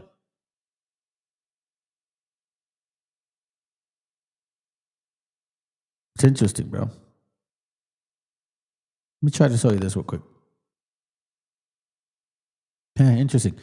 Page, speaking of the devil, it says, those of the other Confederate tribes are tall, finely conformed, perfect figures, their countenance dignified, open, and placid.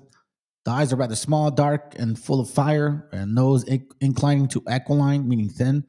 the brow, the forehead strikes you with the heroism in their air or action exhibited magnanimity and independence. The complexion is reddish or brown.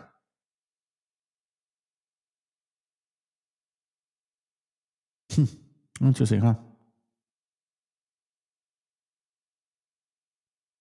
You know, they never bring this book out. You want to know why? Because nothing in this book ever says anything good about them. That's why they can't steal it. I mean, they try to take Wakanda. I mean, look how that worked out. That's why they don't come to this channel, fam. Wobbles get destroyed all day, every day. Try to show you something. I'm going to leave you with this. At least this right here.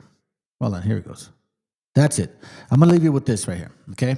This is on page 158. It says, we are naturally disposed to inquire what was the Theomotli, the name of the divine book, which contained the history, mythology, calendar, and laws of the Toltecas. Okay?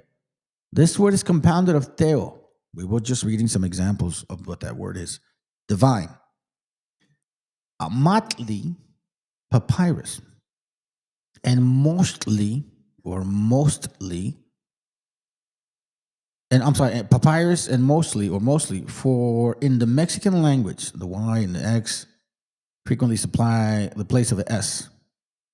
Tli is devoid of meaning, but in a general termination. So watch this. Mostly, then appears to be Moses. The sentence would be then, at this point, Theomostli would mean the divine book of Moses. It is necessary to observe that in the Mexican language, the compounding of words terminating in itli with other words and elision of those final letters frequently takes place, as in the words acatli, which is compounded of at, water, and kali, or a house. Once again, a little historical book was found in a Hebrew Indian nation, which may probably be that of Bin, mentioned by the Nunes de la Vega, to which tradition it should be observed. The Bishop of Chiapa lent his much higher authority. It is impossible not to remark the resemblance which many of their proper names bear to the Hebrew. I wish I had more time. Thank you all for sticking around. Thank you for your support. Oh, yeah. Let me show you guys this. And then we out. Okay? Forgot. Half an hour, fam. 24 minutes. Give me that moment. Give me that at least. Stay up a little bit for me. I'm going to speed it up because now we're going to get into and I'm out. I'm not going to talk no more. I'm just going to let it play. All right? Good night. Enjoy this shit. We're not done, man. Where you guys going? Bueno, los házaros es una tribu centroasiática de origen turco-mongol que estuvo alrededor del Mar Negro. Básicamente era su dominio. Y eran unos mercenarios que usaban el Imperio Bizantino contra los omeyas en una fase. Y luego lo fueron usados por el Imperio Bizantino contra los sasánidas de Persia. ¿Okay? Y luego en el siglo VIII, después de Cristo, en el siglo VIII, sus líderes, básicamente, y ahí ya empieza ahí un poco la controversia, ¿no? Se convirtieron al judaísmo, a la religión, no siendo de la etnia judía. Eso es fundamental entenderlo. Se recorrió la religión, lo cual supuestamente era inaceptable, pero en ese momento se dio ya. Hay uno de los grandes, yo diría el segundo más grande filósofo de los judíos, fue anterior incluso de Maimónides. Muchos consideran que Maimónides incluso se inspiró en él, que se llama JUDAI-KKKA. Nació en España y luego fue a morir en Israel. Él es del siglo XI. Hace muy bien este relato, eso es fundamental. Bueno, eran prácticas medievales, ¿no? Ellos adoraban se les considera que veneraban a Tigrim, es un dios del cielo, etc. Pues tenían prácticas, yo diría, muy idiosincráticas de la región, que naturalmente cuando adoptan el judaísmo, pues las dejan de lado, ¿no? No olvidemos que eso es fascinante. El pueblo turco-mongol, en especial los mongoles, desaparecen como religión y adoptan las tres grandes religiones: el cristianismo, el islam, y el mejor ejemplo son los pueblos túrquicos, Turquía, y el judaísmo. Y allí, por eso, la especificidad de los házaros. Ahora, ¿cómo es que se da a conocer mucho de los házaros? Eso también hay que tenerlo presente. Con el famoso libro de la 13ª tribu de Arthur Koestler, que muchos dicen, literalmente uso la palabra, a él y a su esposa. Y Arthur Koestler era sionista incluso, pero era un sionista lúcido, porque sí se atrevió a decir lo que no pueden ocultar, porque es decir, si sale a la luz el verdadero origen de qué es el judío, en tres acepciones, y ahí viene la gran confusión.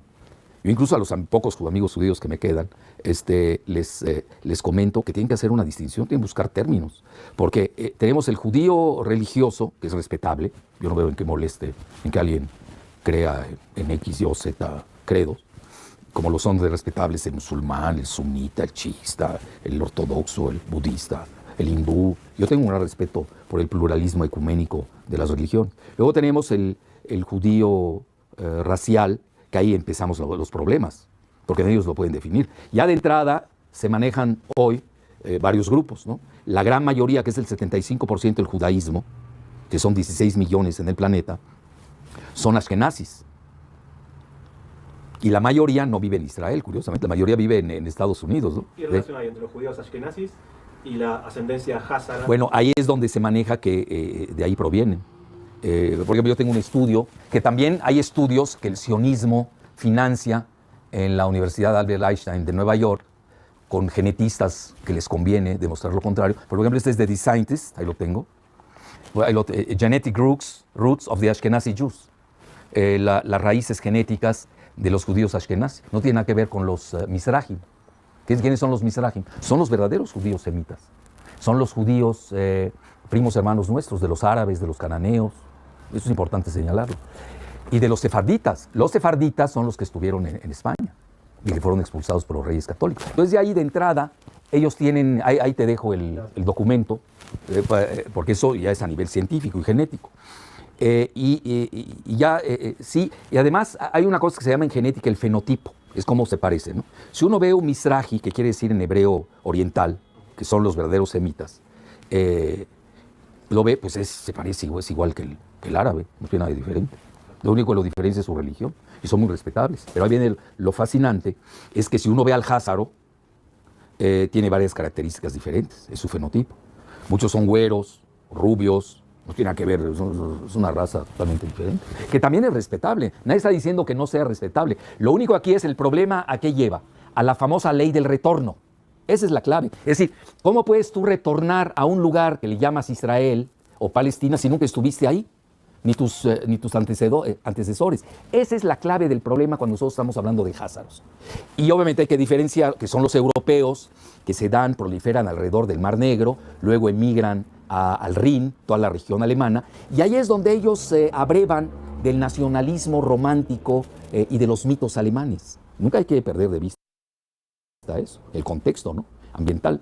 Y ahí es donde nace la definición de ellos del antisemitismo, nada más que es un antisemitismo curioso, sin semitas. Es decir, ¿cómo puede haber un antisemita si no hay un semita?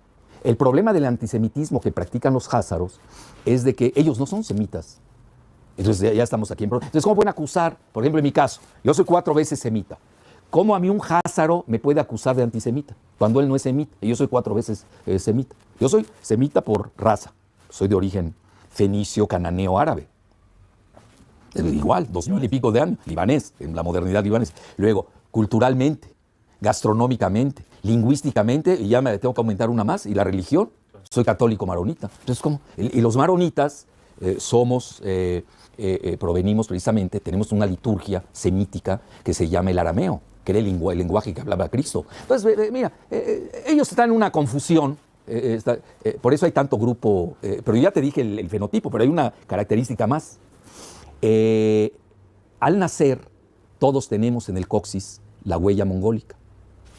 En los házaros no desvanece. Es decir, yo no le voy a pedir a todos los házaros, ¿no?, que se desnuden para mostrarles la huella mongol y traer a los semitas verdaderos, que son los Mizrahim, muy respetables, o los sefarditas, que muchas veces los confunden, para demostrar que no tienen huella mongólica. Que eso es muy importante. Yo soy psiconeuroendocrinólogo, sé de lo que hablo, conozco esas materias. Pero ahí va, pero también hay una gran discriminación con los otros llamados judíos. Por eso esa palabra judío, no sé, a mis amigos judíos siempre les digo, ustedes tienen que repensarla, cómo la definen.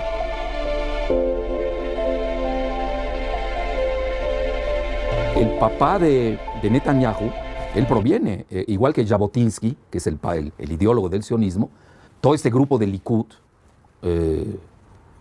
provienen de los házaros, que da la casualidad que de los 13 bancos más importantes de Nueva York, pues 10 estén en manos de los sionistas, ¿no? Cuya mayoría son házaros.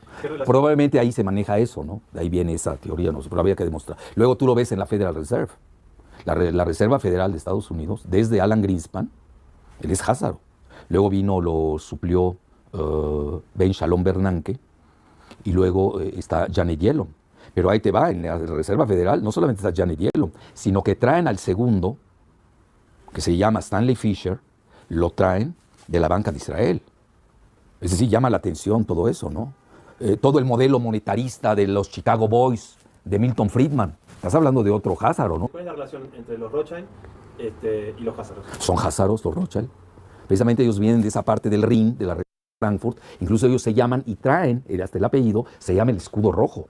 Es decir, tiene un elemento atávico de la lucha guerrera, mercenaria que tenían los házaros antes de convertirse al judaísmo. Pero en realidad, yo diría más que el plan, la estratagema de manejar las finanzas del mundo occidental vienen de los hermanos Rothschild alrededor de Frankfurt. Y ahí es donde nace la teoría de que mandan a varios de ellos, a varios centros financieros de Europa, para apoderarse del dinero, es decir, de la banca.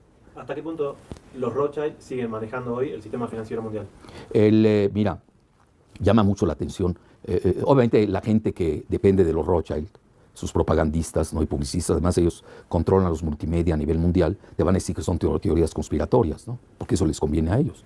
Pero mira, la realidad, y yo te voy a dar algunos datos duros que te maneja, y tú me dirás qué tanto los Rothschild controlan el mundo. Mira, hay un libro que hizo un chino que se llama The Currency Wars, la guerra de divisas, mucho anterior al que hizo James Rickards sobre la guerra de divisas. James Rickards es un gran financiero, incluso le da clases al Pentágono, y manejan todas las teorías de guerra del Pentágono para ser usadas en términos geofinancieros. Hay guerras geofinancieras, eso es fundamental entenderlo. Bueno, este autor chino lo escribió ese libro hace como 10 años y maneja que los Rothschild en ese momento, hoy ha de ser mucho más, manejaban alrededor de 6 millones de dólares. Estás hablando al nivel de un país. En ese momento, hoy ha de ser mucho más, pero ahí te va, hoy lo que detectamos. Macron, el candidato en Francia, trabajó en la banca Rothschild. Wilbur Ross, secretario de Comercio de Trump, trabajó años en la banca de inversiones de los Rothschild en Nueva York. Lo estamos viendo. Luego, ¿quiénes se llevan el petróleo de México? Los Rothschild. ¿A través de quién? Scotiabank.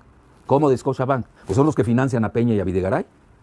De ahí viene el dinero, que tuvieron que borrar el origen de la cuenta de esos cheques, lo tuvieron que borrar del Banco Central de México, del Banco de México. Esas cosas no se saben mucho, te estoy dando casi la exclusiva.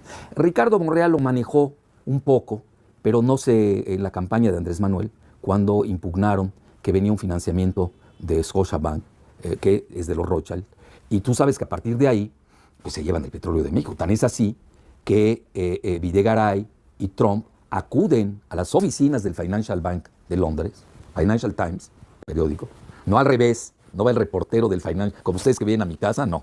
Ellos acuden a las oficinas del Financial Times a entregar abiertamente el petróleo de México. Entonces, ahora, y ahí empezamos los organigramas y los orígenes, ¿no? La genealogía del poder, como diría Foucault. De quién es el Financial Times y The Economist, que son los portavoces del modelo neoliberal global. ¿Quiénes lo controlan? Es lo que hay que ver. ¿Quiénes están detrás? Pues nada menos que BlackRock, el mayor banco de inversiones del mundo. ¿Y quién es BlackRock? Son los Rothschild. No puedo dejar de preguntarle por las tapas que hacen en los anuarios de The Economist. Hay mucha gente que lo ve como una especie de futurología. Sí. ¿Cómo tienen tanta información? ¿Qué opinión le merece esas tapas que hacen en los anuarios, donde de alguna manera después muchas de las imágenes que ahí están después suceden en el transcurso de ese año. Bueno, son lineamientos del año. No olvidemos que están muy vinculados al MI6. Los Rothschild son quienes fundan el Estado de Israel. Acaba de salir ya abiertamente hasta los escritos, ¿no? Como ellos están detrás de la fundación del sionismo y de Israel, etcétera. Porque desde una potencia colonial llamada Gran Bretaña en el siglo XIX. Y de ahí, pues obviamente, borran a Palestina. Pero no la borran, sino que rehacen, reconstruyen toda una historia. Estamos hablando de una reingeniería de la historia. Por ejemplo, un historiador como Shlomo Sand, historiador de la Universidad de Tel Aviv, no es cualquier persona, de la Universidad de Shlomo Sand, hace un libro de hace 8 años que se llama The Invention of the Jewish People. El invento del pueblo judío. Y fue bestseller en Israel. Tú este libro en Israel lo puedes leer. Tú lo muestras en México y te acusan de antisemita. Porque la comunidad aquí está en manos del grupo de George Soros y de los Rothschild. Específicamente tienes a Enrique Krause Kleinborg, que es házaro, a Jorge Castañeda Gutmann, que es házaro, la madre rusa, házara, y luego tienes a Alejandro Frank Weflich, que maneja la cuestión nuclear de la UNAM. Es decir, ellos están muy bien instalados en el poder.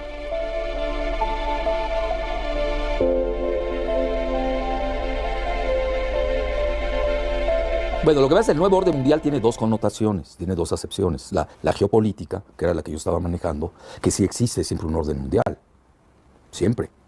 Y cada vez hay un nuevo orden mundial dependiendo de quién gana las guerras. Es decir, después de la Segunda Guerra Mundial se dio el orden mundial bipolar entre la URSS y Estados Unidos. Cuando se disuelve la URSS queda la unipolaridad, ese era el orden mundial. Luego ahora estamos entrando en un orden multipolar, que yo más bien lo veo como tripolar entre Estados Unidos, Rusia y China. Esa es una acepción. La de ellos, la del grupo Rothschild, Soros, todo su grupo, ellos manejan un gobierno mundial único donde controlarían a través de las finanzas a los demás. Pues ve México.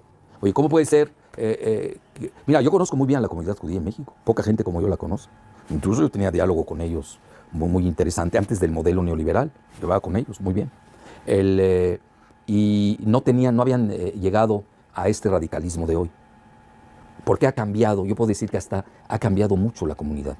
No es lo mismo antes del modelo neoliberal en México, la comunidad judía, que ahora.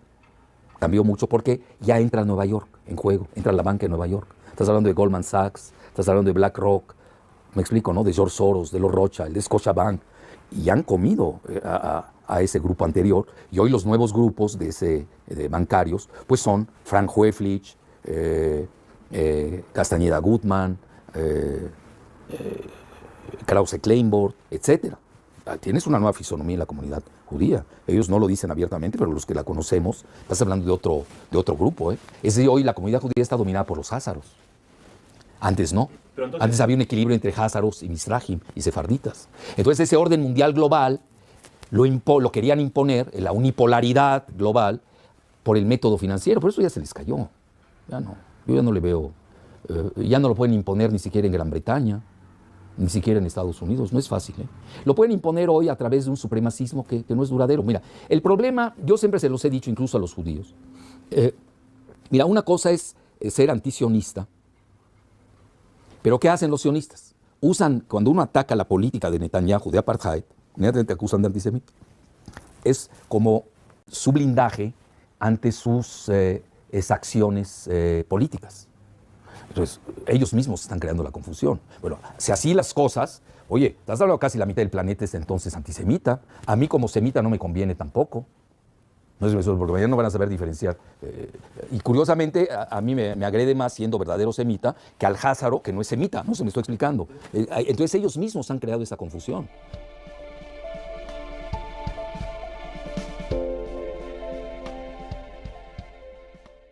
Esto hay que verlo en forma dinámica.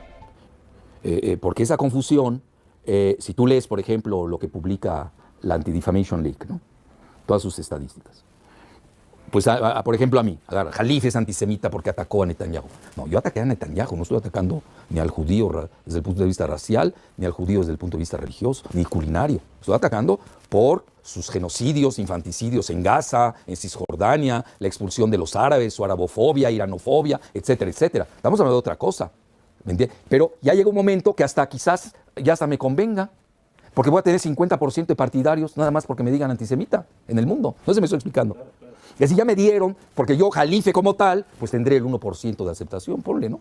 Pero el momento que me das el beso del diablo y tienes a tanta gente en tu contra, de acuerdo a las estadísticas de la Anti-Defamation League, del antisemitismo, que es muy laxo, que es una definición unilateral, reduccionista, muy sectaria, no es universal. Nosotros tenemos que ir a la universalidad. Y yo acepto las peculiaridades y particularismos dentro de la universalidad.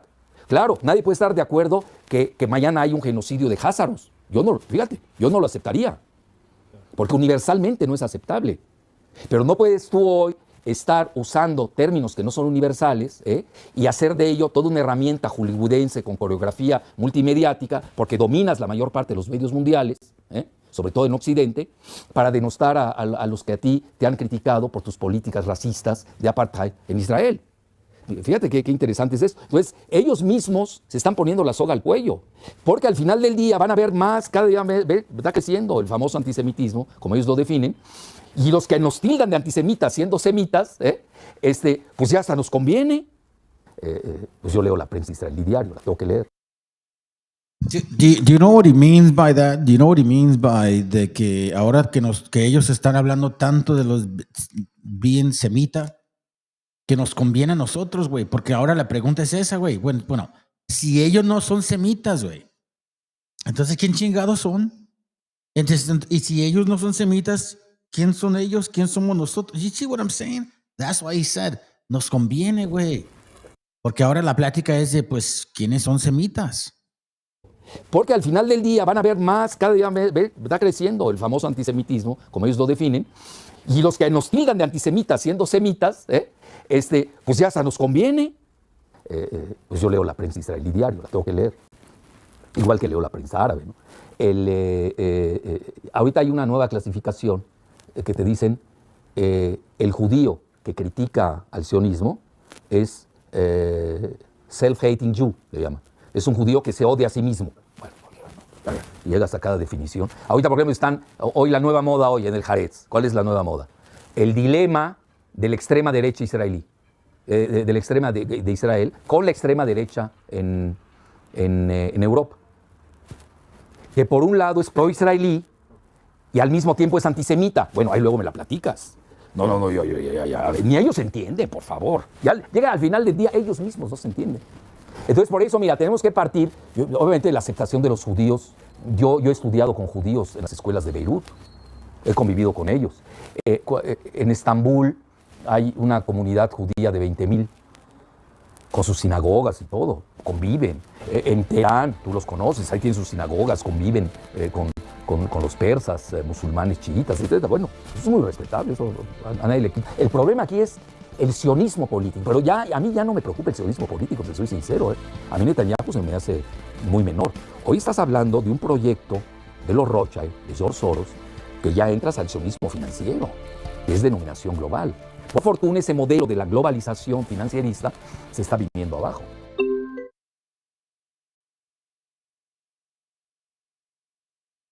Well, now you know, family. Now you fucking know. Thank you, brother, for being here late. Appreciate you very much. What up, VTC? What up, dog? I'm about to go up there, dude. I'm about to go up there. I already planned it. The family already knows. We are about to take a trip up north. Anyways, I'm going to play one, maybe two songs, but I don't know about more. All right? Have a good night. That's it. See you guys next week.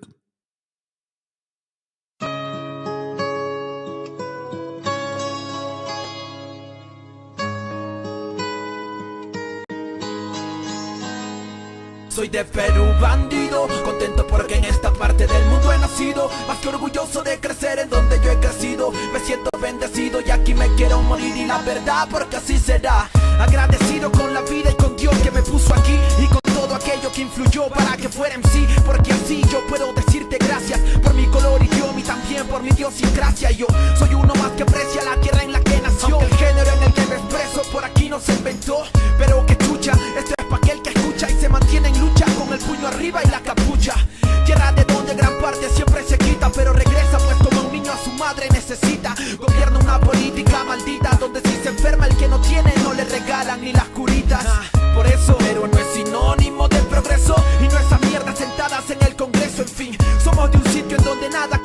cielo en donde muchos trabajamos desde niños hasta abuelos. Lo que siempre sé en esta mi tierra crece, a pesar que unas veces no paguen al que cosecha lo que merece. No solo aquí, también en toda América Latina, víctima de aquella supuesta raza más fina. Pero no olviden que en Perú no existen razas, somos una especie de seres humanos que se porten en masa, que cuando se revela atacarán enjambre. Un peruano se puede morir de todo, pero nunca de hambre. Yo represento a los desiertos y a la montaña, aquella selva que si miras de arriba te engaña y te hace pensar que el paraíso está en el suelo, donde se refleja el cielo temprano en la mañana. Yo soy peruano, así que mejor infórmese antes de juzgar a mi apariencia y mi piel morena. Aquellos seres humanos que sobresalen, soportando todo a pesar de que muchos les envenenan. Paisajes de mil colores, comidas de mil sabores, playas con arenas blanquitas, no quiero nada. Tierra de grandes señores, culturas y soñadores, gente amable que te hace pensar, yo me quedo acá. Sufrimos y nos levantamos como otros pueblos hermanos, víctimas de terroristas y tiranos que se llevaron mucho y a muchos para el carajo. Pero el peruano sabe cómo se sale de abajo, por eso más de lo que sé y de lo que escucho, en todas partes siempre respetan a los peruchos. Y es un hecho que a la mayoría nada le complace, razón por la cual quiere ser el mejor en lo que hace. Es que así se nace cuando eres peruano, aquí tienes de todo, pero también nada se regala, hermano. Norte, sur o centro, en donde quiera que te pares, lo dijo Romero, el Perú es de la concha su madre. Orgulloso de mi esencia, de mi herencia, tengo un tatuaje en la maleta que te indicará mi procedencia, para que quede bien claro de dónde es que soy. Represento a donde voy y así lo hicimos siempre hasta el sol de hoy. Esta canción yo la compuse estando lejos de mi patria y no por querer hacerme el pendejo. Desde la costa, por la sierra hasta la selva somos cholos. Si tú me entiendes, no permitas que yo haga este coro solo. Yo represento a los desiertos y a la montaña, aquella selva que si miras de arriba te engaña y te hace pensar que el paraíso está en el suelo, donde se refleja el cielo temprano en la mañana. Yo soy peruano, así que mejor infórmese antes de juzgar a mi apariencia y mi piel morena. Aquellos seres humanos que sobresalen, soportando todo a pesar de que muchos les envenenan.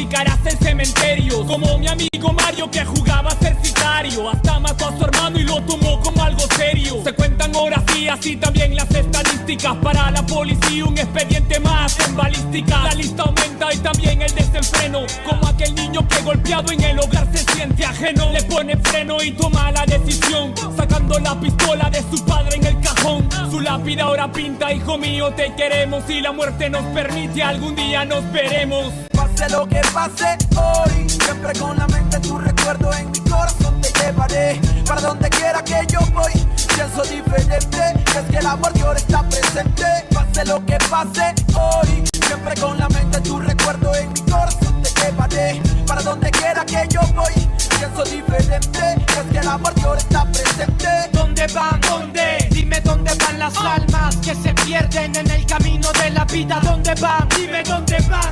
Que te tienen pulsos, otros por impulsos para el diván. Penas que se cuentan en la esquina, cuidado con la neblina que la muerte se avecina por la acera. Joven estudiante muere en una balacera. Otro lío de pandillas que en el diario aparecerá. La vida se desaparece como el humo de un cigarro. Locos disparando desde un carro. Otra vida que se pierde bajo el cielo gris. No se puede ser feliz cuando gente muere en un desliz. Como Marco que soñaba con ser narco, viajar en barco y olvidarse de las penas en su cuarto. Pero cada vez que parcha ya se siente harto. Y su corazón marchito marcha para el infarto. Almas en oferta como Berta. Que se acuesta en una cama pero en otra se despierta. Son 14 años y ya perdió la niñez. Que desaparece un viernes y no regresa en 2 o 3. Coleccionando amores sin importancia a los rumores. Malos menores sin temores y sin valores.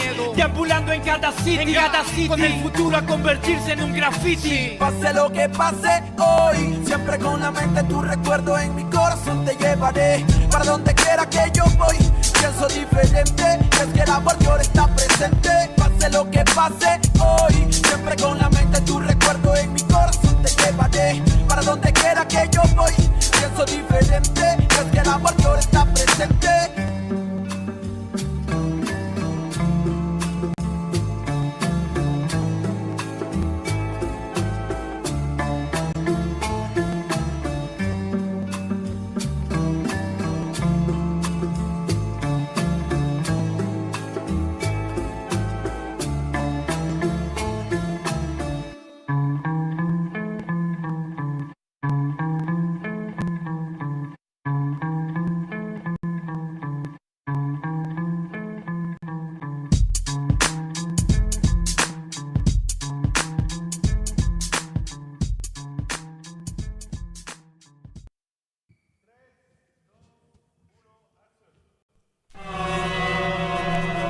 Yo, comentando, ¿qué dicen? Sí, ¿qué cuentan? Ya, escúchame, ya. Los medios cuentan que si hay libertad de prensa, la mordaza es cosa escasa y todos dicen lo que piensan. Y esa sutil es impresa y repetida diariamente tiene contenta tu mente con yo soy combate y fiesta. Presta el control, Tarantino no es tan gore como los crímenes de amor que a toda hora se nos muestran. Pues tal vez la estrategia impuesta, pánico en el público y manejarás el cuestapal. Político en vez de patrullas se vende camilla para un hospital. Como si esa mierda de tombo no diera seguridad. No será casualidad que el otro dueño del canal sea el otro sobrino pero bueno de un primo hermano pariente papá. Que esa nostalgia no es noticia, su codicia se evidencia. Propicia violencia y plástico, panémicas, belleza. Fútbol, patriotismo, falso, culos, vasos de cerveza. Pele cáncer pa' tu mesa y el domingo en misa. Sobre su cabeza pesa el atraso mental del pueblo. Oposición vendió trasero, dictador, grupo Romero. Pero se confundieron acá, la palabra es cruda. Autoeducación, camino, se afloja la lucha a través de cultura. Es como genera de uno, tal vez otro logo se suma. Ya saben, cortina de humo que explota la mina que mata la cuna. Primo, vengo que trata la fruna, no una pura canción de aventura. Así no censura, emite basura, no le conviene que sepa verdura. Hay extorsiones, violaciones, robo, llanto y más. Con tanto muerto el morbo están alimentando, pues no hay paz. Solo un odio contenido en milis para que vivan en la panty que algún día cambiará. Hay extorsiones, robo, violaciones, llanto y más. Con tanto muerto el morbo están alimentando, pues no hay paz. Solo un odio contenido en milis para que vivan en la panty si algún día cambiará. Sensacionalismo, amigo eterno de la prensa, el mismo que forjó al humano sumiso, callado y muestra. En el noticiero, en el artículo del diario, la vida de una bebé que poco invierte. Al vecindario sirven como fieles feligreses a oscuro intereses, mienten todo el día, crían, crean, solo diciendo estupideces. La historia afirma, indica que siempre negaron información alternativa que todo pueblo merece. A cada instante pareciera su labor asesinar una memoria colectiva que hace una nación, con una prensa cómplice que juega con humor, desconociendo ese dolor que nos dejó ese dictador. Cortina de humo es su mejor función, para apartarte de la fuente harán de todo, pues miró hoy como venderte el culo de Sharon Stone, cagándose en tu derecho a la objetiva información. El narco, el almirante, el presidente, el congresista, algún ministro, algún delegado, de seguro es el patrón de ese periódico morboso y amarillo que al leerlo 2 minutos te vuelve en un show. Los medios son culpables, responsables de toda propaganda basura que te ofrece la TV. Pues será mejor que se autoeduque, pues my friend, porque el comercio de los medios te carcome hasta la 100. Hay violaciones, extorsiones, robo, llanto y más. Con tanto morbo, el morbo están alimentando. Ves, no hay paz, solo un odio contenido en bilis para que vivan en la pantalla si algún día cambiará. Hay extorsiones, violaciones, robo, llanto y más. Con tanto morbo, el morbo están alimentando. Ves, no hay paz, solo un odio contenido en bilis para que vivan en la pantalla si algún día cambiará. Que algún día cambiará. Que algún día cambiará. CPF.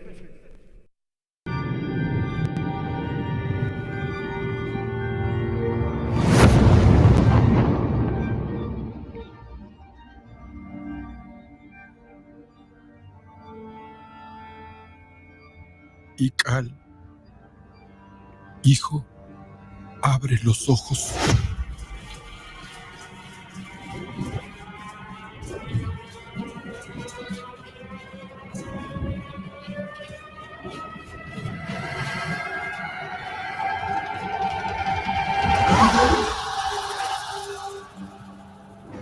Tu cuerpo se queda con nosotros, pero tu espíritu debe seguir.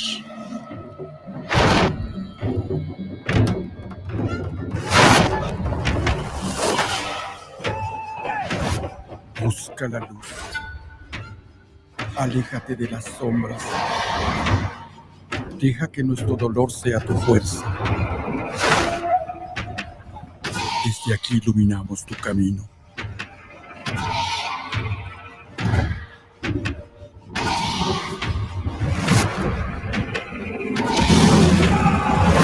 Lucha como nosotros ante esta pena tan grande. Yo soy tú. Tú eres yo.